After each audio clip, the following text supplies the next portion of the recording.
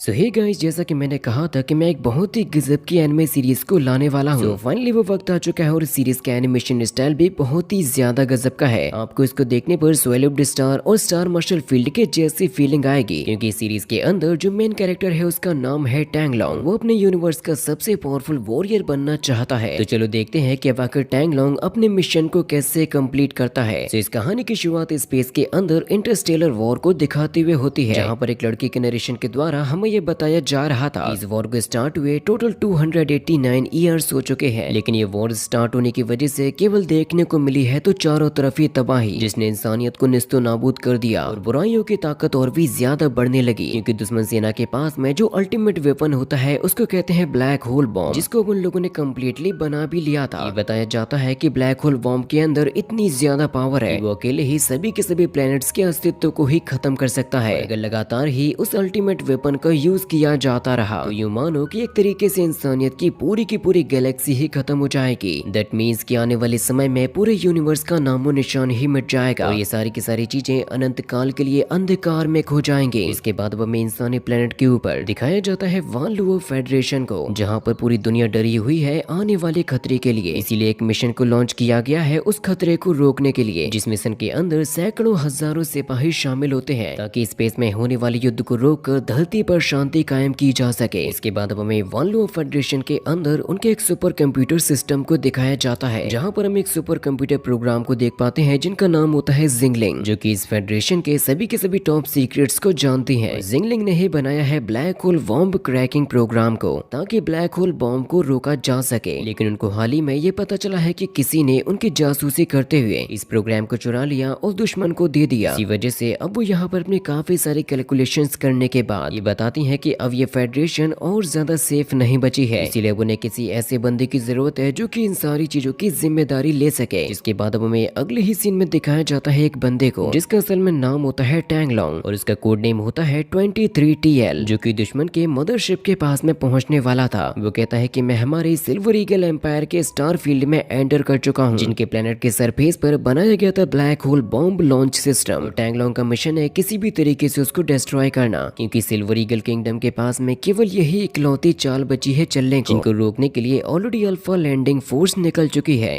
ताकि वो लोग सरफेस पर जाकर ब्लैक होल के लॉन्च सिस्टम को ही खत्म कर सके। अल्फा लैंडिंग फोर्स जैसे ही वहां पर पहुंचती है उन्हें ऑर्डर दिया जाता है कि जल्द से जल्द टावर को खत्म कर दो। लेकिन यहाँ पर दुश्मनों ने ऑटोमेटिक मशीन्स को लगाया हुआ था जो कि अपने दुश्मनों को डिटेक्ट करके उन्हें मारने का काम कर रहे थे, जिसकी वजह से कई सारे सोल्जर्स मारे भी जाते हैं। इसीलिए ये लोग डिसाइड करते हैं कि सबसे पहले इन ऑटोमेटिक मशीन्स को डिस्ट्रॉय किया जाए। लेकिन अब जैसे ही ये अल्फा लैंडिंग फोर्स उस टावर के करीब पहुंच जाती है तो उस टावर के चारों तरफ ही अचानक से ही एक एनर्जी शील्ड क्रिएट हो चुकी थी, जिसकी वजह से अनफॉर्चुनेटली ये लोग उसके अंदर नहीं जा सकते थे, जिसकी खबर अल्फा फोर्स ने तुरंत ही अपनी टीम को भी दे दी थी, जिसकी वजह से फिर तुरंत ही काफी सारे फाइटर प्लेन्स को भेजा जाता है, क्योंकि अब उस टावर के स्टार्ट होने में केवल 10 मिनट का ही समय रह गया था। और टैंगलोंग तो वैसे भी कब से इस चीज का इंतजार कर रहा था, जिसके साथ साथ यहाँ पर सैकड़ों वॉरक्राफ्ट भी लॉन्च हो चुके थे, जिनको आगे बढ़ते हुए बहुत ही ज्यादा पावरफुल फ्लक्चुएशन का भी सामना करना पड़ रहा था, क्योंकि यहाँ पर इनविजिबल होकर छुपा हुआ होता है दुश्मन का मदरशिप, जिसने एक साथ ही कई सारे फाइटर प्लेन्स पर हमला करते हुए उन्हें डिस्ट्रॉय कर दिया था, जो कि टैंगलोंग और उसके साथियों के लिए बहुत ही बुरी खबर थी। साथ ही साथ प्लेनेट के सरफेस पर और भी ज्यादा खतरनाक सिक्योरिटी सिस्टम अपडेट कर दिया गया था, जिसकी वजह से वहां पर जो अल्फा आर्मी पहुंच चुके थे उन सभी की भी जान खतरे में पड़ गई थी, क्योंकि उनके ये दुश्मन हिडन वेपन से हमला कर रहे थे। इसलिए ये लोग तुरंत ही अपनी टीम के पास में मैसेज पहुंचाते हैं कि उन्हें हेल्प की जरूरत है। टैंगलोंग कहता है कि चिंता मत करो दोस्तों, मैं अपने रास्ते पर हूँ और बहुत ही जल्द भी आ जाऊंगा। तभी टैंगलोंग देखता है कि उसके सामने से बहुत ही ज्यादा मात्रा में एनिमीज के भी एयरक्राफ्ट आ रहे हैं, इसीलिए वो अपने सभी साथियों से कहता है कि हमला करना शुरू करो और एक को भी जिंदा मत छोड़ना, जिससे कि हमें यहाँ पर एक काफी गजब की फाइट भी देखने को मिली थी। लेकिन ये जो एनिमीज के एयरक्राफ्ट होते हैं वो इन सभी लोगों के पीछे पड़ गए थे। लेकिन टैंगलोंग अपने सभी साथियों से कहता है कि चिंता मत करो, जब तक मैं यहाँ पर हूँ तब तक मैं किसी को भी कुछ नहीं होने दूंगा, क्योंकि उसने यहाँ पर अपने साथियों के साथ में मिलकर दुश्मन के सभी एयरक्राफ्ट को ही खत्म कर दिया था। इसीलिए वो कहता है कि हमें जल्द से जल्द जमीन पर जाकर अपने साथियों की मदद करनी होगी। लेकिन तभी एनिमी के मदरशिप पर उनकी गन फुली लोडेड हो चुकी थी, इसीलिए टैंगहोंग ने ये खबर देकर अपने मदरशिप को पूरी तरीके से प्रोटेक्टेड करा दिया था, जिनके वेपन को स्टार्ट होने में अभी भी 30 सेकंड का समय रह गया था। टैंगलोंग अपने साथियों से कहता है कि तुम लोगों को किसी भी हाल में मुझे 30 सेकंड तक बचाना होगा, लेकिन उसके साथ ही कहते हैं कि ये तो बहुत ही ज्यादा खतरनाक होगा। टैंगलोंग कहता है कि चाहे चाहे जो भी हो, लेकिन हमें एनिमी के हमला करने से पहले उनके वेपन को डिस्ट्रॉय करना होगा, वरना बहुत ही बड़ी गड़बड़ हो जाएगी। जिससे कि अब टैंग लॉन्ग अपने दुश्मनों को मारते हुए उनके मदरशिप के बहुत ही करीब पहुंच गया था। वो मौका पाते ही उनकी मेन गन के स्टार्ट होने से पहले अपनी काफी सारी मिसाइल्स को लॉन्च करके उनकी मेन गन को ही डिस्ट्रॉय कर दिया था। जो नजारा देखकर सभी के सभी बंदे टैंग लॉन्ग के फैन बन जाते हैं। जहां पर अब टैंग लॉन्ग के मदरशिप के स्टार्ट होने में केवल 10 सेकंड का समय रह गया था, जिसमें से एक बहुत ही ज्यादा खतरनाक थंडर अटैक निकलने वाला था। और ये थंडर अटैक जैसे ही दुश्मन की मदरशिप के ऊपर हिट होता है, इसकी वजह से हमें यहाँ पर एक इतना बड़ा धमाका देखने को मिला था। अंतरिक्ष में घूम रहे दुश्मनी सेना के सभी एयरक्राफ्ट भी खत्म हो जाते हैं। इसीलिए वन लू फेडरेशन के सभी मेंबर्स को ये ऑर्डर दिया जाता है वो लोग जल्दी से जाएं और अल्फा लैंडिंग फोर्स की जाकर हेल्प करें, क्योंकि उन्हें किसी भी हाल में उस टावर को डिस्ट्रॉय करना ही होगा, जिसके लिए अब ऑलरेडी सैकड़ों की तादाद में एयरक्राफ्ट निकल चुके थे। तभी हम जिंगलिंग को देखते हैं, जो कि ये कह रहे थे कि ये जो भी है 23TL, उसने वाकई में बहुत ही गजब का काम किया और अपनी ताकत को भी साबित किया, लेकिन अभी तो उसे और भी कड़ी परीक्षा देनी होगी। कि फिर तभी हम अल्फा आर्मी को देखते हैं, जो कि पूरी तरीके से खत्म होने वाले थे, क्योंकि अभी तक उन लोगों की हेल्प करने के लिए फाइटर प्लेन्स वहां पर पहुंचे ही नहीं थे। और जो ब्लैक होल बॉम्ब टावर था वो बहुत ही जल्द एक्टिवेट भी होने वाला था। सभी के सभी एयरक्राफ्ट वालों को ये मैसेज भेजा जाता है कि अब टावर के स्टार्ट होने का समय आ चुका है, इसीलिए जल्द से जल्द अपने मिशन को कंप्लीट करो, क्योंकि अब तो उस पूरे के पूरे प्लेनेट के ऊपर एक बहुत ही मजबूत एनर्जी शील्ड बनते जा रही थी, इसकी वजह से कई सारे एयरक्राफ्ट खत्म हो जाते हैं और वो अंदर एंटर नहीं कर पाते। लेकिन इस चीज में काफी ज्यादा होशियारी दिखाता है टैंग लॉन्ग, क्योंकि उसने शील्ड से तो अपने आप को बचा लिया था, लेकिन वो ये कह रहा था कि मैं ऐसे कैसे हार मान सकता हूँ, मुझे कुछ भी करके इस प्लेनेट के अंदर जाना ही होगा। लेकिन उसके साथ ही कहते हैं कि नहीं, तुम ऐसा नहीं करोगे, क्योंकि अगर वो ब्लैक होल बॉम्ब एक्सप्लोड हुआ तो तुम वहां से खुद को बचा नहीं पाओगे, क्योंकि ये प्लेनेट पूरी तरीके से एक ही झटके में खत्म हो जाएगा। टैंग लॉन्ग कहता है कि आखिर वो जीत ही कैसे जिसमें रिस्क ना हो, इसीलिए वो बिना अपनी जान की परवाह किए सीधा बढ़ने लगता है प्लेनेट के अंदर एंटर करने के लिए। उस शील्ड के बंद होने से पहले ही फाइनली वो उसके अंदर एंटर कर ही गया था। वो अल्फा फोर्स से कहता है कि चिंता मत करो, अब तुम्हारा रखवाला आ चुका है। टैंग लॉन्ग को पहले ही पता चल जा रहा था कि यहाँ पर कौन कौन से वेपन छुपे हुए हैं, इसीलिए वो उनके हमला करने से पहले ही उन्हें डिस्ट्रॉय कर दिया करता था। और टैंग लॉन्ग की एंट्री को देखकर सभी के सभी अल्फा फोर्स वाले बहुत ही ज्यादा खुश हो गए थे। लेकिन अभी भी टैंग लॉन्ग के सामने एक और एनर्जी शील्ड भी बनी हुई थी, जिसको ब्रेक करने के लिए टैंग लॉन्ग ने एक और मिसाइल को लॉन्च कर दिया था। लेकिन जिंगलिंग कहती है कि इतनी आसानी के साथ में मैं तुम्हें खुद को प्रूव नहीं करने दूंगी, चलो चीजों को थोड़ा सा और डिफिकल्ट बनाते हैं तुम्हारे लिए। अब यहाँ पर तुरंत ही टैंग लॉन्ग के सामने आ जाती है एक और सिल्वर ईगल स्पेसशिप, जिसको डिस्ट्रॉय करना उस छोटी सी मिसाइल के बस की बात नहीं थी। टैंग लॉन्ग कहता है कि मुझे यकीन नहीं होता कि इन लोगों की टेक्नोलॉजी इतनी ज्यादा आगे निकल चुकी है कि वो अपने टावर को बचाने के लिए खुद को ही टेलीपोर्ट करके बाहर आ गए। लेकिन ये जो ईगल वॉरशिप होती है वो डायरेक्टली क्रैश होने को जा रही थी, इसीलिए अब टैंग लॉन्ग अपने सभी साथियों से खुद को बचने के लिए कहता है कि ये गोल्डन ईगल वॉरशिप बहुत ही ज्यादा बड़ी साइज की और बहुत ही ज्यादा खतरनाक थी। इसीलिए अल्फा सोल्जर्स टैंग लॉन्ग को ये वार्निंग देते हैं, इस टावर का डिफेंस मैकेनिज्म इस पूरे प्लेनेट के लेवल का है, तुम खुद ही सोचो कि अगर हम लोग इसको बाहर से कैसे डिस्ट्रॉय कर पाएंगे। टैंग लॉन्ग कहता है कि ठीक है, अगर मैं बाहर से हमला नहीं कर सकता तो फिर मुझे हमला करने के लिए इसके अंदर ही जाना होगा। लेकिन तभी एनिमीज का एक फाइटर प्लेन यहाँ से भागकर जाने वाला था। टैंग लॉन्ग कहता है कि तुम तो मेरे बहुत ही काम की चीज हो, मैं इतनी आसानी के साथ में तुम्हें कैसे जाने दूं। लेकिन अब साथ ही साथ टैंग लॉन्ग का वॉरशिप काफी ज्यादा डैमेज भी हो गया था, इसीलिए वो अपने आप को उस वॉरशिप में से निकालता है और सीधा बढ़ने लगता है उस स्पेसशिप की तरफ। टैंग लॉन्ग कहता है कि तुम चाहे जो भी हो, लेकिन तुम मुझसे बचोगे नहीं। और वो डायरेक्टली जाकर सीधा लैंड करता है उसी छोटी सी स्पेसशिप के ऊपर। कहता है कि अगर मैं किसी तरीके से इस शिप के ऊपर कंट्रोल कर लेता हूँ तो फिर मुझे पूरा यकीन है कि कोई भी ताकत मुझे एनिमी के नेटवर्क को कंट्रोल करने से रोक नहीं पाएगी, और साथ ही साथ मैं ब्लैक होल टावर्स को भी रोक पाऊंगा। जहाँ पर फिर तभी हमें उसी वॉरक्राफ्ट के अंदर का सीन दिखाया जाता है, जहाँ पर फाइनली पहुंच गया होता है टैंग लॉन्ग, जिसकी वजह से उन सभी बंदों को ये पता लग गया था कि यहाँ पर एनिमी की एंट्री हो चुकी है, जो कि यहाँ पर आया है हमारे सिल्वर ईगल एम्पायर को खत्म करने के लिए। लेकिन टैंग लॉन्ग तो यहाँ पर आने पर ऐसा बिहेव करने लगता है जैसे उसका तो इस वॉरक्राफ्ट के अंदर रोज का आना जाना लगा हो। वो देखता है कि इन बंदों के पास में जो भी सूट्स हैं वो भी काफी ज्यादा हाई टेक्नोलॉजी के थे। लेकिन तभी इनका लीडर ये कहता है कि ये बंदा बहुत ही ज्यादा बकवास कर रहा है, इसीलिए जल्दी से इसका यहीं पर ही काम तमाम कर दो। लेकिन टैंग लॉन्ग उन लोगों से फाइट करने में किसी भी वेपन का यूज नहीं कर रहा था, बहुत ही आसानी के साथ में उनके गन के अटैक्स को डॉज करता है और अपने पंचेस को हिट करता है। दैट मींस कि Tang Long hand to hand combat में भी काफी ज्यादा माहिर बंदा है, और उसके लिए लेजर गन्स को डॉज करना कोई भी बड़ी बात नहीं होती। यहाँ तक कि एक मूवमेंट पर एक बंदे ने तो उसके सिर पर ही बंदूक तान दी थी। लेकिन टैंग लॉन्ग जानता है कि इस अटैक से भी उसको कैसे बचना होगा। वो बहुत ही आसानी के साथ में उसके अटैक को डॉज करते हुए उसी को ही मारने लगता है, और हमें ये देखने को मिलता है कि टैंग लॉन्ग ने चंद पलों में ही इतने सारे दुश्मनों को बिना किसी वेपन का यूज किए हैंड टू हैंड कॉम्बैट में ही हरा दिया था, जहाँ पर फिर तभी टैंगलोंग के सामने उस प्रोग्राम की किट आकर गिरती है जिसको ब्लैक होल को ब्लॉक करने के लिए बनाया गया था। जिंगलिंग तभी टैंगलोंग को ये बताती है कि मॉड्यूल तुम्हारे सामने है, उसको जल्दी से उठा लो क्योंकि ये चीज तुम्हारे मिशन का एक बहुत ही बड़ा हिस्सा भी है, इसीलिए अब जल्द से जल्द उस प्रोग्राम को बंद भी कर दो। टैंगलोंग कहता है कि मैं ये जानता था कि मैं बहुत ही आसानी के साथ में मिशन को कंप्लीट कर लूंगा। अब वो सीधा ही पहुंच जाता है उसी टावर को ब्लॉक करने के लिए, जिसके लॉन्च होने में अब केवल 25 सेकंड्स का ही समय रह गया था। टैंगलोंग जैसे ही उस टावर को ब्लॉक करने लगता है तो फिर तभी ये बताया जाता है कि सिल्वर ईगल एम्पायर का डिफेंस सिस्टम उतना भी जल्दी ब्रेक नहीं होगा जितना कि तुम सोच रहे हो। टैंगलोंग कहता है कि हाँ मैं जानता हूँ कि बाहर से उनके सिस्टम को ब्रेक करना बहुत ही ज्यादा मुश्किल होगा, लेकिन मैं तो उनके खुद के ही वॉरक्राफ्ट के अंदर बैठकर उनके ही सिस्टम को ब्लॉक कर रहा हूँ, बस मुझे केवल तरीका ढूंढना है इसको बंद करने का। उसने जैसे तैसे करके उस शील्ड को तो रिमूव कर ही दिया था, लेकिन अब टावर के लॉन्च होने में केवल 10 सेकंड का ही समय रह गया था। इसीलिए अब टैंगलोंग उसी वॉरक्राफ्ट को ले जाकर सीधा हिट करने वाला है उसी टावर से। इसके हिट होने से पहले उसने कूदकर अपनी जान भी बचा ली थी, जिससे कि आखिरकार वो उस ब्लैक होल टावर को डिसेबल करने में कामयाब हो ही जाता है। और जैसे ही ब्लैक होल टावर का मिशन कंप्लीट हो चुका था तो बाकी के लोगों को ये ऑर्डर दिया जाता है कि जल्दी से बचे हुए सभी के सभी एनिमीज को भी मार दो, जो चीज जानकर अल्फा आर्मी बहुत ही ज्यादा खुश हो गई थी। टैंगलोंग भी कहता है कि आखिरकार मैंने कल दिखाया, जहाँ पर फिर तभी उसके पीछे से आ जाती है जिंगलिंग। टैंगलोंग कहता है कि अच्छा तो ये तुम थी जो कि मुझे सब कुछ बता रही थी, और वो उसे उसके ब्लॉकिंग किट भी देने लगता है कि ये तुम्हारा ही है। तभी जिंगलिंग कहती है कि क्या तुम्हारा ही नाम है टैंगलोंग और तुम्हारी उम्र अभी केवल 18 साल ही हुई है। टैंगलोंग कहता है कि हाँ वो तो ठीक है, लेकिन आखिर तुम मेरे बारे में इतना ज्यादा कैसे जानती हो? जिंगलिंग कहती है कि मैं तो ये भी जानती हूँ कि तुम्हारा ये सपना है कि तुम इस यूनिवर्स के सबसे पावरफुल सोल्जर बनो। आर्मी में ज्वाइन होने के लिए तुम कई बार ट्राई भी कर चुके हो और हर बार ही तुम्हें निकाल दिया गया, जिसकी वजह से तुम ये ट्रेनिंग करते रहते हो। टैंगलोंग कहता है कि मुझे बताओ तो कि आखिर तुम हो कौन, लेकिन जिंगलिंग उसको अपने बारे में बताती नहीं है और यहाँ से जाने लगती है। कहती है कि मेरी हेल्प करने के लिए तुम्हारा बहुत बहुत शुक्रिया, चिंता मत करो, हम लोग फ्यूचर में जरूर से मिलेंगे और मैं उम्मीद करती हूँ कि तुम इस डिवाइस का ख्याल भी रखोगे। जिसके तुरंत ही बाद ये अनाउंसमेंट की जाती है कि अब फाइनली ये कंपटीशन भी खत्म हो चुका है, जिसके अंदर सैकड़ों बच्चों ने भाग लिया था। जहाँ पर अब जैसे ही रैंकिंग की अनाउंसमेंट की जाती है तो वहाँ पर वो सबसे पहले देख पाता है मार्शल को, जो कि अनाउंसमेंट करते हैं कि इस बार के रिक्रूटमेंट सिलेक्शन कंपटीशन में असल में फर्स्ट प्लेस को प्राप्त किया है टैंगलोंग नाम के लड़के ने। वो कहते हैं कि मैं उम्मीद करता हूँ कि आप सभी लोग भी इसी तरीके से मेहनत करते रहोगे कि बहुत ही जल्द सभी के सभी विजेताओं को पेश किया जाएगा रियल बैटल फील्ड में। जिसके तुरंत ही बाद अभी होलोग्राफिक सिमुलेशन भी खत्म हो जाती है और हम एक सिमुलेटर के ऊपर बैठा हुआ देख पाते हैं टैंगलोंग को, और वो काफी ज्यादा खुश हो रहा था क्योंकि उसने फर्स्ट प्लेस को प्राप्त कर लिया था। लेकिन इस बार जो आर्मी में ज्वाइन होने के लिए एप्लीकेशंस थे वो पहले की तुलना में काफी ज्यादा हो चुके थे। टैंगलोंग तो केवल इस बात से खुश हो रहा था क्योंकि उसको मार्शल के द्वारा फर्स्ट प्लेस दी गई है, जो कि उसका एक सपना भी था। वो हमें ये बताता है कि ये मेरी पहली सिमुलेशन फाइट नहीं थी, बल्कि वो इसके भी पहले कई सारे वॉर्स को अटेंड कर चुका है। लेकिन आखिरकार इस बार उसने फाइनली फर्स्ट प्लेस को प्राप्त कर लिया और मास्टर युआन ने खुद ही उसकी तारीफ की है। इसीलिए वो सोचता है कि जरूर से इस बार तो उसका सिलेक्शन हो ही जाएगा और सिलेक्शन की अनाउंसमेंट बहुत ही जल्दी होने वाली थी। लेकिन जब टैंगलोंग उस अनाउंसमेंट को देखता है तो वो काफी ज्यादा डिसअपॉइंट हो चुका था, क्योंकि उसका इस लिस्ट में जो नाम रखा गया था वो काफी नीचे रखा जाता है, जिसका मतलब ये है कि उसके सिलेक्ट होने के चांसेस बहुत ही ज्यादा कम है। टैंगलोंग को खुद भी ये बात समझ में नहीं आती कि आखिर ऐसा क्यों किया गया। जिसके बाद अब वो यहाँ से पहुंच जाता है अपने घर पर खाना खाने के लिए। उसकी मॉम उससे कहती है कि आज तुम एक ऐसी चीज को ट्राई करोगे जो कि मैंने अभी नई नई ही सीखी है, जल्दी से खाकर बताओ कि आखिर ये कैसा बना है। लेकिन उसकी मॉम देखती है कि टैंगलोंग तो काफी ज्यादा निराश है, इसीलिए वो उससे पूछते हैं कि मुझे बताओ कि आखिर अब तुम्हें क्या हुआ। टैंगलोंग बताता है कि कुछ नहीं, बस मैं थोड़ा सा थका हुआ था। मॉम कहती है कि मैंने सुना है कि आर्मी सिलेक्शन का रिजल्ट आ गया है और तुम्हारी फीस को देखकर ये साफ साफ नजर आ रहा है कि तुम अभी सिलेक्ट नहीं हुए हो। और वो ये बात कह रही होती है कि आखिर तुम्हें क्या ही मिल जाएगा एक सोल्जर बन के। मेरी नजर में तो वो एक बहुत ही ज्यादा जोखिम भरा काम होता है और ये बात मैं तुम्हें काफी समय पहले भी बोल चुकी हूँ। तुम खुद ही सोचो कि अगर तुम अपने पिता की कंपनी में काम करोगे तो कितना ज्यादा अच्छा रहेगा। यहाँ तक कि तुम्हें तो वहाँ पर रोज रोज काम भी नहीं करना पड़ेगा, साथ ही पैसा इतना ज्यादा मिलेगा कि तुम अपनी पूरी जिंदगी आराम से बिता पाओगे। लेकिन टैंगलोंग को इस बात पर यकीन नहीं हो रहा था कि फर्स्ट प्लेस पर आने के बाद भी आखिर उसको सिलेक्ट क्यों नहीं किया गया। इसीलिए वो आर्मी सेंटर में इसी बात के बारे में पता करने के लिए चला जाता है। लेकिन उसकी मॉम को तो समझ ही नहीं आता कि आखिर ये कहाँ पर चला गया। इसके बाद अब हमें अगले ही सीन में दिखाया जाता है फेडरेशन के प्रेसिडेंट को, जो कि जिंगलिंग से ये कह रहे थे कि आखिर ऐसा कैसे हो सकता है, हमारा सिक्योरिटी सिस्टम तो इतना ज्यादा पावरफुल है, फिर आखिर यहाँ से इंफॉर्मेशन लीक हुई तो हुई कैसे। जिंगलिंग कहती है कि चिंता मत कीजिए प्रेसिडेंट, हम लोग बहुत ही जल्द इसके बारे में पता लगा लेंगे और जो भी प्रोग्राम मॉड्यूल्स यहाँ से मिसिंग है मैं उनको वापस जरूर से लाऊंगी, क्योंकि मैं इसके बारे में इन्वेस्टिगेशन ऑलरेडी कर चुकी हूँ। प्रेसिडेंट कहते हैं कि मुझे बताओ कि आखिर तुम्हें इसके बारे में तुम्हें और क्या पता चला? तो जिंगलिंग ये बताती है कि किसी जासूस को यहाँ पर भेजा गया था सिल्वर ईगल किंगडम से और उसी ने हमारे क्वांटम सिग्नल्स को ट्रैक करते हुए पता लगा लिया हमारे प्रोग्राम मॉड्यूल्स के बारे में, जिसकी वजह से ये सारी की सारी गड़बड़ हुई थी, जिसकी वजह से प्रेसिडेंट चेन यू नाम के बंदे को डांटने लगते हैं। वो कहते हैं कि चेन यू, तुम हमारे नेशनल सिक्योरिटी हेड हो, लेकिन तुम्हें अभी तक इतने बड़े कारनामे की भनक तक नहीं थी। जिससे कि चेन यू कहने लगते हैं कि प्रेसिडेंट उस वक्त में ड्यूटी नहीं कर रहा था, उस वक्त मेरा एक सबऑर्डिनेट ड्यूटी पर था, जिसकी गलती की वजह से ये सब कुछ हुआ। लेकिन इस हादसे के बाद मैंने सारे के सारे सिक्योरिटी सिस्टम्स को अपग्रेड कर दिया है। मैं दावा करता हूँ कि आज के बाद कभी भी ऐसी कोई भी घटना नहीं होगी। प्रेसिडेंट कहते हैं कि मुझे यकीन नहीं होता सिल्वर ईगल किंगडम की औकात इतनी ज्यादा बढ़ चुकी है कि वो हमारे फेडरेशन में आकर हमारे ही मॉड्यूल्स को चुरा कर ले जाए। तुम लोग खुद ही सोचो कि यह काम कितना ज्यादा सीक्रेटली किया होगा। वो कहते हैं कि इसके लिए मिलिट्री को भी अपना कदम उठाना चाहिए कि वहाँ पर मिलिट्री हेड ऑफिसर मार्शल भी खड़े हुए थे। इसीलिए प्रेसिडेंट पूछते हैं कि आप इसके बारे में क्या कहना चाहते हो? मार्शल कहते हैं कि मेरे हिसाब से अभी तक दुश्मन का इरादा कंप्लीट नहीं हुआ, इसीलिए वो दोबारा से यहाँ पर आने की हिम्मत तो जरूर से करेंगे। प्रेसिडेंट कहते हैं कि मैं उम्मीद करता हूँ कि इस बार आप लोग अपनी पूरी जान लगा दोगे। और वैसे इस मसले के बारे में ज्यादा लोगों को पता भी नहीं चलना चाहिए, क्योंकि आप लोग ये जानते हो कि अभी थोड़े ही समय में आने वाले हैं प्रेसिडेंटल इलेक्शन। अगर मेरी इस नाकामी के बारे में सभी को पता चला तो मैं अगली बार प्रेसिडेंट नहीं बन पाऊंगा। जैसे कि सभी लोग कहते हैं कि ठीक है, हम समझ गए प्रेसिडेंट। इसके बाद हमें अगले ही सीन में दिखाया जाता है सिल्वर ईगल किंगडम के एक स्पॉट को, जहाँ पर हम लोग देख पाते हैं सिल्वर ईगल एम्पायर के जनरल को, जिसके सिपाही उनकी नाकामी के लिए उससे माफी मांग रहे थे। लेकिन जनरल ने एक ही झटके में अपने साथी को ही जान से मार दिया था और वो कहता है कि मुझे ऐसे नाकारों की कोई भी जरूरत नहीं है। जनरल बाकी की सिपाहियों से कहता है कि तुम्हारी नाकामी की वजह से फेडरेशन के द्वारा सभी के सभी मॉड्यूल्स की लोकेशन को बदल दिया गया होगा, लेकिन एक मॉड्यूल जो 23 TL नाम के बंदे के हाथ में लगा है, मुझे वो इंसान चाहिए किसी भी हाल में, इसीलिए जाओ उसे ढूंढो और मेरे पास में लेकर आओ। दैट मीन्स कि अब जनरल अपना अगला टारगेट बना चुका है टैंग लॉन्ग को। इसके बाद हमें अगले ही सीन में दिखाया जाता है मिलिट्री एकेडमी को, जहाँ पर मार्शल ये कह रहे थे सिल्वर ईगल एम्पायर के मिशन कंप्लीट ना होने की वजह से अब उनमें इतनी हिम्मत नहीं है कि वो अगले वॉर को कर सके, कि हम लोग इस यूनिवर्स की सबसे ज्यादा हाईटेक सिविलाइजेशन में रहते हैं। लेकिन हमें इस बात से घमंड नहीं करना चाहिए, बल्कि अपनी मिलिट्री की स्ट्रेंथ को और ज्यादा बढ़ाना चाहिए। जहाँ पर अब तभी असल में पहुंच गया होता है टैंग लॉन्ग, क्योंकि वो किसी भी हाल में मिलिट्री को ज्वाइन करना चाहता है। लेकिन वो जैसे ही रजिस्ट्रेशन कराने के लिए सामने आता है तो ऑफिसर उससे कहते हैं कि तुम तो शायद टैंग लॉन्ग हो, लेकिन उनको कहीं पर भी टैंग लॉन्ग का नाम एडमिशन लिस्ट में नजर नहीं आता। टैंग लॉन्ग कहता है कि आखिर ऐसा कैसे हो सकता है, मुझे तो एडमिशन का मैसेज मिला था। वो उससे कहते हैं कि सबसे पहले जाओ और सेंट्रल कंप्यूटर से खुद का चेकअप कराओ। तो टैंग लॉन्ग कहता है कि ठीक है, मैं खुद को चेक कर रहा हूँ, आप एकदम ध्यान से देखना। फिर वो यहाँ से सीधा जाके खड़ा हो जाता है सेंट्रल कंप्यूटर के सामने, जो कि किसी भी पर्सन की सारी डिटेल्स को बता देता है। जब टैंग लॉन्ग के बारे में यहाँ पर जांच की जाती है तो सिस्टम के द्वारा ये बताया जाता है कि इस बंदे का एडमिशन ले लिया गया है, जो कि बनने को जा रहा है ग्लोरियस कॉन्फेडरेट सोल्जर। वो लेडी ऑफिसर भी शॉक हो जाती है कि आखिर ऐसा कैसे हो सकता है। इसके बाद अब हमें दिखाया जाता है जिंगलिंग को, जिसके पास में एक रोबोट उससे एक जरूरी बात कहने के लिए आया था। वो कहता है कि आप ऐसे बंदे पर भरोसा क्यों कर रहे हो जिसको आप जानती भी नहीं हो। तो जिंगलिंग ये कहती है कि हमारे फेडरेशन की सिक्योरिटी बहुत ही ज्यादा खतरे में आ गई है। लेकिन वो रोबोट कहता है कि फिर भी आपने आकर उसको क्यों चुना। तो जिंगलिंग बताती है कि मेरा मन कहता है कि इस बंदे के अंदर ताकत है फ्यूचर को बदलने की, मैं उसे तुम्हारे पास में भेज रही हूँ, उसके साथ में अच्छा व्यवहार करना। जिसके अगले ही सीन में हमें एक और सिमुलेशन वॉर को दिखाया जाता है, जहाँ पर बहुत ही बड़ी साइज के रोबोटनिक एनिमीज के साथ में फाइट की जा रही थी, जो कि असल में की जा रही थी होलोग्राफिक ट्रेनिंग, ताकि फ्यूचर में जो फाइट होगी उसमें आने वाले एरर्स को पहले से ही खत्म किया जा सके। कहा जाता है कि ये रोबोट्स इंसान के सबसे बड़े दुश्मन है, इसीलिए प्रेसिडेंट इस बात की अनाउंसमेंट कर देते हैं कि अगर कोई भी इंटेलिजेंट रोबोट का निर्माण करता है तो इसके लिए उसको सजा दी जाएगी, क्योंकि अब ये वॉर शुरू हो चुका था ह्यूमंस वर्सेस रोबोट्स का। इसके बाद अब हमें दिखाया जाता है टैंग लॉन्ग को, जिसका सिलेक्शन हो जाने की वजह से वो काफी ज्यादा खुश होता है और साथ ही साथ यहाँ पर इसका आइडेंटिटी कार्ड भी बना दिया गया था। लेकिन टैंग लॉन्ग को जिस यूनिट में शामिल किया गया है उसके बारे में आज तक उसने भी कभी नहीं सुना, क्योंकि अब टैंग लॉन्ग के साथ में जो होने वाला है उसके बारे में उसने भी कभी सोचा नहीं होगा। टैंग लॉन्ग कहता है कि आखिरकार मैं अपने सपने को पूरा करने के रास्ते पर निकल चुका हूँ, क्योंकि मैं भी आने वाले समय में बनूंगा एक मार्शल। यहाँ की ऑफिसर भी ये सोचती है कि इस बंदे को जिस यूनिट में शामिल किया गया उसके सिलेक्शन तो काफी समय पहले ही बंद कर दिए गए थे। टैंग लॉन्ग काफी तेजी से आगे बढ़े जा रहा था, क्योंकि उसको ये पता भी नहीं है कि उसका मिशन क्या है और उसे कहाँ पर जाना है। जहाँ पर तभी अचानक से उसकी स्पीड बढ़ गई थी और वो पहुंच जाता है D23 यूनिट में। इसका जब दरवाजा खुलता है तो उसके सामने एक ऑफिसर और एक वॉर स्पेसशिप रखी हुई होती है। टैंग लॉन्ग कहता है कि सुनिए मैम, क्या मुझे यहीं पर शामिल किया गया है? तो वो ऑफिसर उसको दे देती है ग्रेविटी को मैनेज करने वाला एक ब्रेसलेट और कहती हैं कि इसको आपको हमेशा अपने साथ में रखना होगा क्योंकि आप बहुत ही जल्द अपने मिशन पर जाने वाले हो। टैंग लॉन्ग जैसे ही उस वॉरक्राफ्ट में पहुंच जाता है तो वो कहने लगता है कि मुझे समझ नहीं आ रहा कि आखिर मैं यहाँ पर अकेला क्यों हूँ। लेकिन उसके तुरंत ही बाद ये वॉरक्राफ्ट यहाँ से लॉन्च हो जाती है स्पेस की तरफ। दैट मीन्स कि अब टैंग लॉन्ग के साथ में बहुत ही गजब के एडवेंचर्स होने वाले हैं, जिसकी तरफ टैंग लॉन्ग को अभी तक ये बात समझ में नहीं आई थी कि आखिर वो अकेला क्यों है। उसके साथ में इस मिशन के लिए और कोई भी क्यों नहीं आया। चंद सेकंडों में ही ये स्पेसक्राफ्ट के प्लेनेट के एटमॉस्फेयर को भी पार कर चुका था और टैंग लॉन्ग को भी ये फील हो जाता है कि अब वो पहुंच चुका है स्पेस में। उसके पास में ग्रेविटी ब्रेसलेट होने की वजह से उसे थोड़ा सा नॉर्मल फील हो रहा था। जिस ऑफिसर ने उसे इस स्पेसक्राफ्ट में बिठाया था वो कहती है कि बहुत ही जल्द मिलेंगे। टैंग लॉन्ग ये सोच ही रहा था कि वो आखिर जा कहां पर रहा है। फिर तभी उसको ये पता लगता है कि उसका ये स्पेसक्राफ्ट अब डायरेक्टली लगाने वाला है स्पेस जंप्स। दैट मींस कि वो मिलियंस ऑफ किलोमीटर्स की दूरी को चंद सेकंडों में ही पार कर जाएगा। वो कहता है कि यानी कि ये मिशन मेरे लिए बहुत ही ज्यादा खतरनाक और दूर होने वाला है। और फिर ये स्पेसक्राफ्ट स्पेस जंप को लगाते हुए स्पेस में बने हुए एक और ट्रेनिंग सेंटर के पास में पहुंच चुका था। टैंग लॉन्ग को तो यहाँ पर बहुत ही अजीब सी फीलिंग आ रही थी क्योंकि वो अपने घर से मिलियंस ऑफ किलोमीटर्स दूर आ चुका है, लेकिन फिर भी एडवेंचर देखने में उसको बहुत ही ज्यादा मजा भी आ रहा था। और अब वो असल में पहुंच गया होता है 23rd regiment infantry training camp पर, जो कि एक तरीके से मानो कि अंतरिक्ष के दूसरे छोर पर बनी हुई है। लेकिन अब जैसे ही इस स्पेसक्राफ्ट की यहाँ पर एंट्री हुई थी अभी हमें वहाँ पर कुछ रोबोट्स को दिखाया जाता है। टैंग लॉन्ग यहाँ पर लैंड करते ही सबसे पहले सेट करता है ग्रेविटी को और चिल्लाते हुए पूछने लगता है कि क्या यहाँ पर कोई है, और अपना इंट्रोडक्शन भी दे रहा था कि मेरा नाम है टैंग लॉन्ग। लेकिन अब जैसे ही टैंग लॉन्ग यहाँ से थोड़ा सा आगे बढ़ता है तो फिर तभी वो स्पेसक्राफ्ट तुरंत ही यहाँ से वापस भी लौटने लगा था। उसका मिशन कंप्लीट हो चुका था टैंग लॉन्ग को यहाँ पर छोड़ने का। टैंग लॉन्ग उसके पीछे भागकर जाने लगता है कि मुझे इस तरीके से छोड़कर मत जाओ। लेकिन टैंग लॉन्ग को इस बात का जरा सा भी अंदाजा नहीं है कि उसके साथ में यहाँ पर क्या होने वाला है, क्योंकि यहाँ पर जो रोबोट्स थे वो उसके ऊपर हमला करने वाले हैं। टैंग लॉन्ग के सामने काफी सारे बॉक्सेस आ जाते हैं जिनके अंदर रखे हुए होते हैं काफी ज्यादा high technology weapons. Tang long उनमें से एक को उठाता है और कहता है कि ये तो बहुत ही गजब का वेपन है। इस मोमेंट पर तभी अचानक से ही उन रोबोट्स के द्वारा टैंग लॉन्ग के ऊपर हमला कर दिया गया था, जिनसे बचने के लिए वो अपने आप को छुपा लेता है। लेकिन उसे अभी तक ये समझ नहीं आया था कि आखिर ये लोग उस पर हमला क्यों कर रहे हैं। वो तो टैंग लॉन्ग के रिफ्लेक्शंस काफी ज्यादा फास्ट है, इसीलिए वो खुद को बचा पा रहा था। वो सबसे पहले हाई टेक्नोलॉजी ग्लासेस को पहन लेता है ताकि एनिमीज को देख सके, जिनको देखकर वो ये कहने लगता है कि जरूर से ये सिल्वर ईगल किंगडम के लोग होंगे जिन्होंने शायद इस ट्रेनिंग सेंटर पे भी कब्जा कर लिया। लेकिन अब तभी उसके ऊपर इतना खतरनाक हमला किया जाता है कि उसके हाथ से उसका वेपन भी छूट गया था। इसीलिए वो खुद को बचाने के लिए काफी बड़े साइज के बॉक्सेस के पीछे छुप जाता है। टैंग लॉन्ग को दिखाई देता है कि उसके सामने काफी पावरफुल गन पड़ी हुई है, इसीलिए वो सोचता है कि आखिर उसको इसके साथ में क्या करना होगा। वो तुरंत ही सारे अटैक्स को डॉज करते हुए सबसे पहले उस गन को उठाता है और तुरंत ही अटैक करने लगता है अपने सभी एनिमीज के ऊपर, जिनकी मदद से वो वाकई में उन्हें काफी अच्छा खासा डैमेज भी पहुंचा पा रहा था। यहाँ तक कि उसने चालाकी के साथ में एक बॉम्ब को उठाकर उन्हीं की तरफ ही फेंक दिया था और अपनी गन की मदद से वो उसी को ही ब्लास्ट कर देता है, जिससे कि उन सभी के सभी रोबोट्स की बहुत ही बुरी हालत हो गई थी। और एंड में जब ये सभी रोबोट्स दोबारा से खड़े होते हैं तो वो टैंग लॉन्ग ने केवल एक ही शॉट के साथ में उन सभी को ही नॉकआउट कर दिया था। उसे लगता है कि आखिरकार वो इस फाइट को जीत गया। लेकिन ये सारी की सारी चीजें तो वो होती हैं जो कि टैंग लॉन्ग सोच रहा था। वो कहता है कि चलो मुझे ऐसा ही करना है, लेकिन वो जैसे ही गन को उठाने के लिए जंप लगाता है तो एनिमीज ने उसकी गन को ही दूर फेंक दिया था। वो भागते हुए ये कहने लगता है कि इन लोगों से मुकाबला करना इतना भी आसान नहीं है। लेकिन फिर तभी टैंग लॉन्ग को एक और बॉक्स के अंदर एक काफी बड़ी गन नजर आती है। इसको उठाने के लिए उसे सबसे पहले अपने एनिमीज को डिस्ट्रैक्ट करना होगा, जिनको थोड़ा सा उलझाकर वो सबसे पहले उठाता है उस बड़ी गन को और कहता है कि आ जाओ कुत्तों, अब मैं तुम्हें तुम्हारी असली औकात दिखाता हूँ। जिसके बाद फिर उसने यहाँ पर अपने काफी पावरफुल अटैक भी कर दिया था, लेकिन एक रोबोट उस अटैक को अपने एक ही हाथ से रोकने की कोशिश करने लगता है, जिसको वाकई में उसने रोक भी लिया था। और यहाँ पर काफी सारा धुआं भी उड़ने लगता है। टैंग लॉन्ग को तो ये लग रहा था जैसे कि उसने अपने दुश्मनों को खत्म कर दिया, इसीलिए वो उसी गन को लेकर यहाँ से बढ़ने लगता है उन्हीं एनिमीज की तरफ। लेकिन वो जैसे ही उस धुएं से भरे शेल्टर के अंदर एंटर किया था तो अचानक से ही उसका गेट बंद भी हो जाता है। टैंग लॉन्ग को ये पता नहीं है कि आखिर अगला हमला उसके ऊपर कहाँ से हो जाएगा। वो जब दूसरी तरफ देख रहा था तो फिर उसके पीछे से एक रोबोट आता है और कहता है कि क्या तुम ही हो टैंग लॉन्ग। जिसके फिर अगले ही सीन में हमें दिखाया जाता है टैंग लॉन्ग की मॉम को, और वो मिलिट्री सेंटर में ये बात कर रही होती है कि आखिर टैंग लॉन्ग सिलेक्ट कैसे हो गया, क्योंकि उन्होंने तो ये पूरी प्लानिंग बनाई हुई थी कि टैंग लॉन्ग किसी भी तरीके से सिलेक्ट ना हो आर्मी में। वो इसके बारे में सोची रही थी, इसीलिए वो पूछती है कि मुझे बताओ कि आखिर मेरे बेटे को अभी कौन से मिलिट्री कैंप में रखा गया है। लेकिन वहाँ की असिस्टेंट उनको ये बताती नहीं है। वो बताती है कि आपका बेटा बनने वाला है SS रैंक का मिलिट्री ऑफिसर, इसी वजह से हम आपको उसके बारे में ज्यादा इंफॉर्मेशन नहीं दे सकते। ज्यादा जानकारी लेने के लिए आपसे ज्यादा सवाल पूछे जाएंगे। अगर आपको कुछ और जानना हो तो मैं आपकी बिल्कुल मदद कर सकती हूँ। लेकिन अब टैंग लॉन्ग की मॉम को कोई भी हेल्प नहीं चाहिए थी। वो केवल इस बारे में सोच रही होती है कि आखिर मेरे बेटे को ये डबल एस क्लास का कौन सा मिलिट्री सीक्रेट में रखा गया है, क्योंकि जो ब्लैक होल एक्टिवेशन कोड है उसके लिए भी लेवल एस में भी काम चल जाता है। इसीलिए वो उसके फादर से पूछ रही होती है कि आखिर ये सब कुछ क्या है। तो वो ये बताते हैं कि चीजें उतनी भी आसान नहीं है जितना कि तुम सोच रही हो। वो कहते हैं कि अगर कोई भी तुमसे ये पूछे कि टैंगलोंग कहाँ पर है तो तुम ये कह देना कि वो दूसरे ग्रह पर पढ़ाई करने के लिए गया है। तो मॉम कहते हैं कि ठीक है, मैं ऐसा ही करूंगी। इसके फिर अगले ही सीन में हमें दिखाया जाता है सिल्वर ईगल एम्पायर के जनरल को, जो कि अपने साथियों से पूछ रहा था कि क्या तुम लोगों को अभी तक किसी प्रोग्राम मॉड्यूल के बारे में पता चला भी है या नहीं। तो उसके सिपाही उसे इन्फॉर्मेशन देते हैं कि जिस सोल्जर ने हमसे जो हमारा एक मॉड्यूल को छीन लिया था वो असल में शामिल हो चुका है वानलुओ फेडरेशन से, जिसको कहा जा रहा है 23TL, और उसको असल में भेज दिया गया है प्लेनेट कारा के ऊपर आर्मी ट्रेनिंग कराने के लिए, कि वो लोग उसको बनाना चाहते हैं डबल एस लेवल का फाइटर। लेकिन जो जनरल से ऊपर का भी बंदा होता है वो ये कह रहा था कि आखिर ये फेडरेशन वाले अपनी सिक्योरिटी को छोड़कर किसी बंदे पर इतना ज्यादा भरोसा कैसे कर सकते हैं। इसीलिए वो जनरल को ये ऑर्डर देता है कि अब तुम्हें उसका पीछा करना होगा। इसके फिर अगले ही सीन में हमें दिखाया जाता है टैंगलोंग को, जिसको एक जगह पे लटाया गया था और उसके सामने होते हैं वही सभी रोबोट्स, लेकिन ये असल में उसके दुश्मन नहीं होते बल्कि उसकी ट्रेनिंग करा रहे थे। उनको देखकर टैंगलोंग ये कह रहा था कि क्या इन्हीं लोगों ने मेरे ऊपर हमला किया था, क्योंकि ये तो असल में एस रैंक के सोल्जर्स हैं। जिसके बाद वो टैंगलोंग से ये कहते हैं कि तुम अभी केवल 18 साल के हो, क्योंकि यही डेटा है जो कि हमारे पास में तुम्हारा भेजा गया था। लेकिन दुख की बात यह है कि जितना हमने सोचा था तुम उससे काफी कमजोर निकले। रोबोट का साथी उससे ये कह रहा था कि मैंने तो ये पहले ही कहा था कि ह्यूमन बॉडी कभी भी डबल एस रैंक तक नहीं पहुंच सकती। तभी एक रोबोट सामने आता है और वो कहता है कि हम सभी के सभी इस ट्रेनिंग कैंप के इंस्ट्रक्टर्स हैं। जो बात जानकर टैंगलोंग को काफी खुशी होती है और वो उन्हें सैल्यूट भी करता है, जिनको वो तुरंत ही अपना मिलिट्री कार्ड भी दिखा दिया था। लेकिन वो रोबोट उससे कहते हैं कि टैंगलोंग 20 मिनट के बाद अब तुम यहाँ से वापस जाने वाले हो। लेकिन ये बात टैंगलोंग को समझ नहीं आती कि आखिर ये लोग उसके साथ में ऐसा क्यों कर रहे हैं। वो उनसे पूछता भी है कि आखिर मुझे वापस भेजने का आप लोगों का मतलब क्या है, लेकिन कोई भी रोबोट उसकी बात पर ध्यान भी नहीं दे रहा था। वो उससे कहते हैं कि हम लोग यहाँ पर इस यूनिवर्स का सबसे ज्यादा ग्रेटेस्ट पोटेंशियल रखने वाले वॉरियर को ढूंढ रहे हैं ताकि वो सारी चीजों की जिम्मेदारी को ले सके, लेकिन हमारी नजर में अभी तुम उसके काबिल नहीं हो। जो बात जानकर टैंगलोंग को काफी गुस्सा भी आ रहा था और वो निराश भी था। वो उसके मिलिट्री कार्ड को वापस कर देते हैं और कहते हैं कि यहाँ से वापस चले जाओ। टैंगलोंग ये बात समझ चुका था कि अभी इन लोगों ने जो उसके ऊपर हमला किया था वो किसी एनिमी ने नहीं बल्कि ये लोग उसका टेस्ट ले रहे थे। रोबोट्स उसकी बेइज्जती करते हुए जाते हैं कि तुम एक ऐसे इंसान हो जो कि किसी भी काम का नहीं है। जैसे ये रोबोट्स यहाँ से जाने लगते हैं तो फिर तभी उनके पीछे से आ जाता है टैंगलोंग और वो कहता है कि जरा रुक जाओ, क्या तुम्हें वाकई में लगता है कि मैं किसी भी काम का नहीं हूँ? अभी तक तुमने मुझे कोई ट्रेनिंग भी नहीं दी है, फिर भी तुम मुझे वेस्ट कैसे कह सकते हो? रोबोट कहता है कि क्योंकि तुम एक इंसान हो इसीलिए बेकार हो। टैंगलोंग कहता है कि तुम ये बात मत भूलो कि आज से 300 साल पहले तुम भी एक इंसान थे, बस तुम्हें एक रोबोट बॉडी दे दी गई जिससे कि तुम इस लेवल पर आ सके। इसकी वजह से वो रोबोट बहुत ही ज्यादा गुस्से में आ जाता है और टैंगलोंग को मारने की कोशिश करने लगता है। टैंगलोंग कहता है कि देखा ना तुमने, तुम्हारे अंदर तो सच को बर्दाश्त करने की भी ताकत नहीं है। जैसे कि फिर तभी इस रोबोट के साथ ही कहते हैं कि जरा उसे कहने दो, आखिर वो कहना क्या चाहता है। वो रोबोट कहता है कि क्या तुम अपने इंसानी शरीर को हमसे कंपेयर करना चाहते हो, जानते हुए भी कि तुम्हारे इंसानी शरीर की हम जैसे मशीनी रोबोट के सामने कोई भी औकात नहीं है। चलो आ जाओ और हो सके तो अपनी सबसे बेस्ट स्किल्स को दिखाना। अगर तुम मुझसे हार जाते हो तो फिर मैं तुम्हें किसी भी लायक नहीं छोड़ूंगा। टैंगलोंग कहता है कि तुम जो चाहे वो करना, बस मुझे एक बार फाइट कर लेने दो। और वो उस रोबोट को चैलेंज करता है वॉर गेम्स के अंदर। वो कहता है कि अगर मैं हार जाऊंगा तो डेफिनेटली अपने बोरिया बिस्तर को बांध के यहाँ से वापस घर चला जाऊंगा। रोबोट्स कहते हैं कि लेकिन अगर तुम जीत गए तो फिर डेफिनेटली तुम यहाँ पर रुक सकोगे और अपनी ट्रेनिंग को भी कर सकोगे। और आखिरकार टैंगलोंग चाहता भी तो यही था, इसीलिए बोनी रोबोट्स के साथ में जाने लगता है अपने चैलेंज को पूरा करने के लिए। जिंकिंग कहती है कि अब तो मुझे इसमें और भी ज्यादा मजा आएगा। जिसके बाद अब ये सभी के सभी पहुंच गए होते हैं वॉर गेम्स को खेलने के लिए। और यहाँ का जो नजारा होता है वो वाकई में काफी ज्यादा हाई टेक्नोलॉजी से बना हुआ था। टैंगलोंग के सामने रखी हुई होती है एक बहुत ही ज्यादा क्लासिकल होलोग्राफिक कॉकपिट। वो कहता है कि रोबोट्स अब मैं तुम्हें बताऊंगा कि आखिर मैं चीज क्या हूँ, और तुरंत ही पहुंच जाता है अपने कॉकपिट के अंदर। वो रोबोट उसको बता रहा था कि हमारी जो स्पीड है वो तुम इंसानों से काफी ज्यादा है, फिर भी चलो मैं देखता हूँ कि आखिर तुम मुझे हराते कैसे हो। जिसके तुरंत ही बाद अब ये लोग अपने अपने सिमुलेशंस के द्वारा पहुंच जाते हैं वॉर गेम्स के अंदर, जहाँ पर अब एक बहुत ही गजब की फाइट होने वाली थी। तभी अचानक से उसके सामने कई सारे पोर्टल्स ओपन हो जाते हैं जिनके अंदर से काफी सारे स्पेसक्राफ्ट भी बाहर आ रहे थे। टैंगलोंग कहता है कि ये वॉर गेम तो खुल के सामने आया है वॉरशिप एरिया में। उसे सबसे पहले ऑप्शन दिए जाते हैं एयरक्राफ्ट को चूज करने के, या अगर वो कौन सी एयरक्राफ्ट को लेना चाहता है फाइट कराने के लिए। लेकिन ये वॉरक्राफ्ट होते हैं केवल सी क्लास के। उसे ये बताया जाता है कि अभी तुम्हें केवल वॉरशिप्स को उड़ाने का ही एक्सपीरियंस है, इसी वजह से अभी तुम केवल चूज कर सकते हो केवल लो लेवल के वॉरशिप्स। लेकिन उसका जो मुकाबला होने वाला है वो बहुत ही खतरनाक वॉरशिप के साथ में होने वाला था। टैंगलोंग कहता है कि नो प्रॉब्लम, मैं सब कुछ संभाल लूंगा और वो तुरंत ही अपने लिए एक सी क्लास के वॉरशिप को चूज कर लेता है, जिससे कि उसकी बॉडी की उसके साथ में मैचिंग होती है और वो तुरंत ही पहुंच जाता है उस एयरक्राफ्ट के अंदर, जहां पर ऑलरेडी टैंगलोंग की पूरी टीम भी जमा होती है। वो लोगों से पूछता है कि दोस्तों क्या तुम लोग इस फाइट के लिए तैयार हो, जहां पर तभी उसको एक लड़की की आवाज आती है और वो कहती है कि तुम तो एक आर्मी के जनरल के जैसे लग रहे हो, जो कि और कोई नहीं बल्कि असल में वही लड़की होती है जो कि होलोग्राम में दिखाई जा रही थी, और इसी का नाम असल में होता है जिंगलिंग। टैंगलोंग को भी याद आ चुका था कि ये तो वही लड़की है जिससे वो पहले भी मिल चुका है। वो तुरंत ही जिंगलिंग से पूछता है कि आप तो वही हो जिनसे मैं पहले मिल चुका हूँ, लेकिन वैसे आप यहाँ पर क्या कर रहे हो? तो जिंगलिंग कहती है कि मेरा छोड़ो, तुम्हारा स्वागत है वॉर गेम्स वर्जन 2.0 के अंदर। समझ लो कि मैं हूँ आपकी एक असिस्टेंट और ये सारा का सारा बैटलशिप एरिया केवल आपके लिए ही है। मुझे बताइए कि आपको ये एरिया पसंद आया? टैंगलोंग कहता है कि इस एरिया के साथ साथ मुझे भी आप पसंद आई, लेकिन अब मैं भी ये समझ चुका हूँ कि आप इस गेम के अंदर का ही एक प्रोग्राम हो। जिसके तुरंत ही बाद फिर वो उसको देने लगती है इस वॉरशिप की बेसिक इंफॉर्मेशंस, क्योंकि असल में टैंगलोंग ने चूज किया होता है कि एल क्लास के वॉरशिप को, जो कि ना तो ज्यादा बड़ा वॉरशिप है और ना ही ज्यादा छोटा, जिसके अंदर लगे हुए हैं 6 मेन वेपन्स, साथ ही साथ 100 फाइटर प्लेन्स इसके कब्जे में होते हैं। इसकी स्पीड की बात करी जाए तो ये लाइट की स्पीड से भी 3 गुना ज्यादा ट्रेवल कर सकता है। साथ ही साथ इसके अंदर काफी सारे डिपार्टमेंट भी बने हुए थे, जो कि चारों तरफ से वॉरशिप की देखभाल करते हैं और चारों तरफ निगरानी भी रखते हैं। जो चीजें देखने के बाद वो काफी ज्यादा खुश हो रहा था, क्योंकि ये सारी की सारी चीजें पहली बार देख रहा है। जिंगलिंग कहती है कि ये सारी की सारी चीजें हैं केवल आपके ही अंडर में, लेकिन आप ये भी मत सोचिए कि आप अपने इंस्ट्रक्टर से इतनी आसानी के साथ में जीत पाओगे, क्योंकि उन इंस्ट्रक्टर्स को हरा पाना बहुत ही ज्यादा मुश्किलों भरा काम है। क्योंकि असल में ये सारे के सारे इंस्ट्रक्टर पहुंच गए होते हैं अपने एक बहुत ही ज्यादा पावरफुल वॉरशिप के ऊपर, और वो कहते हैं कि चलो इस इंसानी बच्चे को अच्छा सबक सिखाते हैं, क्योंकि इन रोबोट्स ने टैंगलोंग के वॉरशिप को चारों तरफ से ही लॉक कर दिया था। दैट मींस कि ये लोग चाहकर भी अंदर से कुछ भी कंट्रोल नहीं कर पाएंगे, जो कि इन लोगों के लिए बहुत ही बुरी खबर होती है। यहाँ तक कि उन रोबोट्स ने टैंगलोंग के 2 छोटे छोटे वॉरशिप्स को भी खत्म कर दिया था। टैंगलोंग कहता है कि चिंता मत करो, जल्दी से प्रोटेक्शन शील्ड को एक्टिवेट कर लो, और जैसे ही ये एनर्जी शील्ड ओपन होती है तो वो भी उन रोबोट्स के सामने ज्यादा समय तक नहीं टिकने वाली। जिंगलिंग टैंगलोंग को ये बताती है कि उन लोगों के सामने जरूरी नहीं है कि आखिर तुम कौन से तरीके को यूज करते हो, उन्हें केवल नतीजे से मतलब है कि वो जीत कर दिखाएंगे। टैंगलोंग सोचता है कि अच्छा अगर ऐसा है तब तो मैं बहुत ही बड़ा कमीना हूँ, इसीलिए वो कहता है कि जल्दी से सारी की सारी एनर्जी डाल दो एनर्जी शील्ड के अंदर, ताकि बाहर की तरफ से कोई भी हमला उन लोगों को नुकसान ना पहुंचा सके। वो तुरंत ही ऑटोनोमस ड्राइविंग को इनेबल करने के लिए कहता है कि वो सीधा ही जाना चाहता है एनिमी के वॉरशिप पर। वो अपने सभी साथियों से कहता है कि सभी लोग मेरे ऑर्डर को ही फॉलो करोगे। जिंगलिंग को ये समझ नहीं आ रहा था कि आखिर ये बंदा क्या करने वाला है, कि वो तो असल में तुरंत ही निकाल लेता है अपने छोटे छोटे सभी वॉरशिप्स को और इन्हीं की मदद से डिस्ट्रॉय करने वाला है इंस्ट्रक्टर्स के शिप को, जो कि यहाँ से पूरे 15 किलोमीटर की दूरी पर मौजूद है। वो लोग भले ही काफी सारे हमले कर रहे थे, लेकिन टैंगलोंग अपने साथियों को बचाते जा रहा था। उन रोबोट्स को ये पता लगता है कि टैंगलोंग ने अपने वॉरशिप को छोड़ दिया और फाइटर प्लेन से लड़ने के लिए आ रहा है, जो बात उस मेन रोबोट को भी समझ नहीं आती कि आखिर इस बंदे ने ऐसा क्यों किया। इसीलिए फिर वो भी तुरंत ही अपने सभी फाइटर प्लेन्स को निकालने के लिए कहता है, जिससे कि यहाँ पर बहुत ही गजब की गेमिंग स्टाइल में फाइट शुरू हो चुकी थी। लेकिन टैंगलोंग के दुश्मन के जो फाइटर प्लेन्स की संख्या होती है वो उनसे 3 गुना ज्यादा थी, इसीलिए उन सभी ने टैंगलोंग के सभी वॉरशिप्स को घेर लिया था। टैंगलोंग कहता है कि चिंता मत करो, बस तुम लोग मुझे कवर देते रहो, क्योंकि वो कुछ प्लेन्स को वापस जाने के लिए कहता है और बाकियों को अपने साथ में रहने के लिए कहता है, क्योंकि टैंगलोंग ने अकेले ही यहाँ पर काफी सारे फाइटर प्लेन्स की धज्जियां उड़ा दी थी और वो भी असल में बहुत ही जल्द पहुंचने वाला है उन रोबोट्स के वॉरशिप के करीब। लेकिन मेन रोबोट ये ऑर्डर देते हैं कि जल्दी से हमारे सभी हमलों को टारगेट कर दो टैंगलोंग के एयरक्राफ्ट के ऊपर, क्योंकि रोबोट्स की मेन गन से अटैक होने वाला था, जो कि सीधा ही हिट होने लगता है टैंगलोंग के वॉरशिप के ऊपर। लेकिन उसने तो ऑलरेडी अपने शिप के चारों तरफ ही एक एनर्जी शील्ड को बनाकर रखा हुआ था, जिसकी वजह से भले ही उसको कुछ नहीं बिगाड़ पाती, लेकिन टैंगलोंग के वॉरशिप की एनर्जी बहुत ही ज्यादा हद तक कंज्यूम हो गई थी। इसीलिए अगर उसे अपने वॉरशिप को बचाना है तो जल्द से जल्द कुछ न कुछ तो करना होगा। लेकिन ये तो असल में टैंगलोंग का सारा बनाया हुआ प्लान था, जो अभी तक जिंगलिंग को भी समझ में नहीं आया कि आखिर ये बंदा करना क्या चाहता है, क्योंकि इसके वॉरशिप की शील्ड भी अब ज्यादा देर तक टिकने नहीं वाली। इसी वजह से फिर जिंगलिंग टैंगलोंग से ये कहने लगती है कि तुम्हारी मदरशिप की जो एनर्जी शील्ड है वो ज्यादा समय तक नहीं टिक पाएगी। मुझे समझ नहीं आ रहा कि आखिर तुम क्या करने वाले हो। तभी वो अपोजिट साइड के ऑपरेटर्स उन इंस्ट्रक्टर्स को ये बताते हैं कि हमारी शिप की एनर्जी खत्म होने वाली है, जिससे कि वो कहते हैं कि चिंता मत करो, अपना एक फाइनल अटैक को कर दो। लेकिन ऐसा करने के लिए उन लोगों को अपनी मेन गन को स्टार्ट करना होगा, जो कि अब जैसे यहाँ पर निकल कर आ जाती है उसका अटैक इतना ज्यादा खतरनाक होगा कि टैंगलोंग का मदरशिप उसके सामने टिक भी नहीं पाएगा। जो नजारा देखकर जिंगलिंग भी काफी ज्यादा शॉक हो गई थी कि टैंगलोंग के पास में कोई भी प्लानिंग नहीं है अपने आप को बचाने की। तभी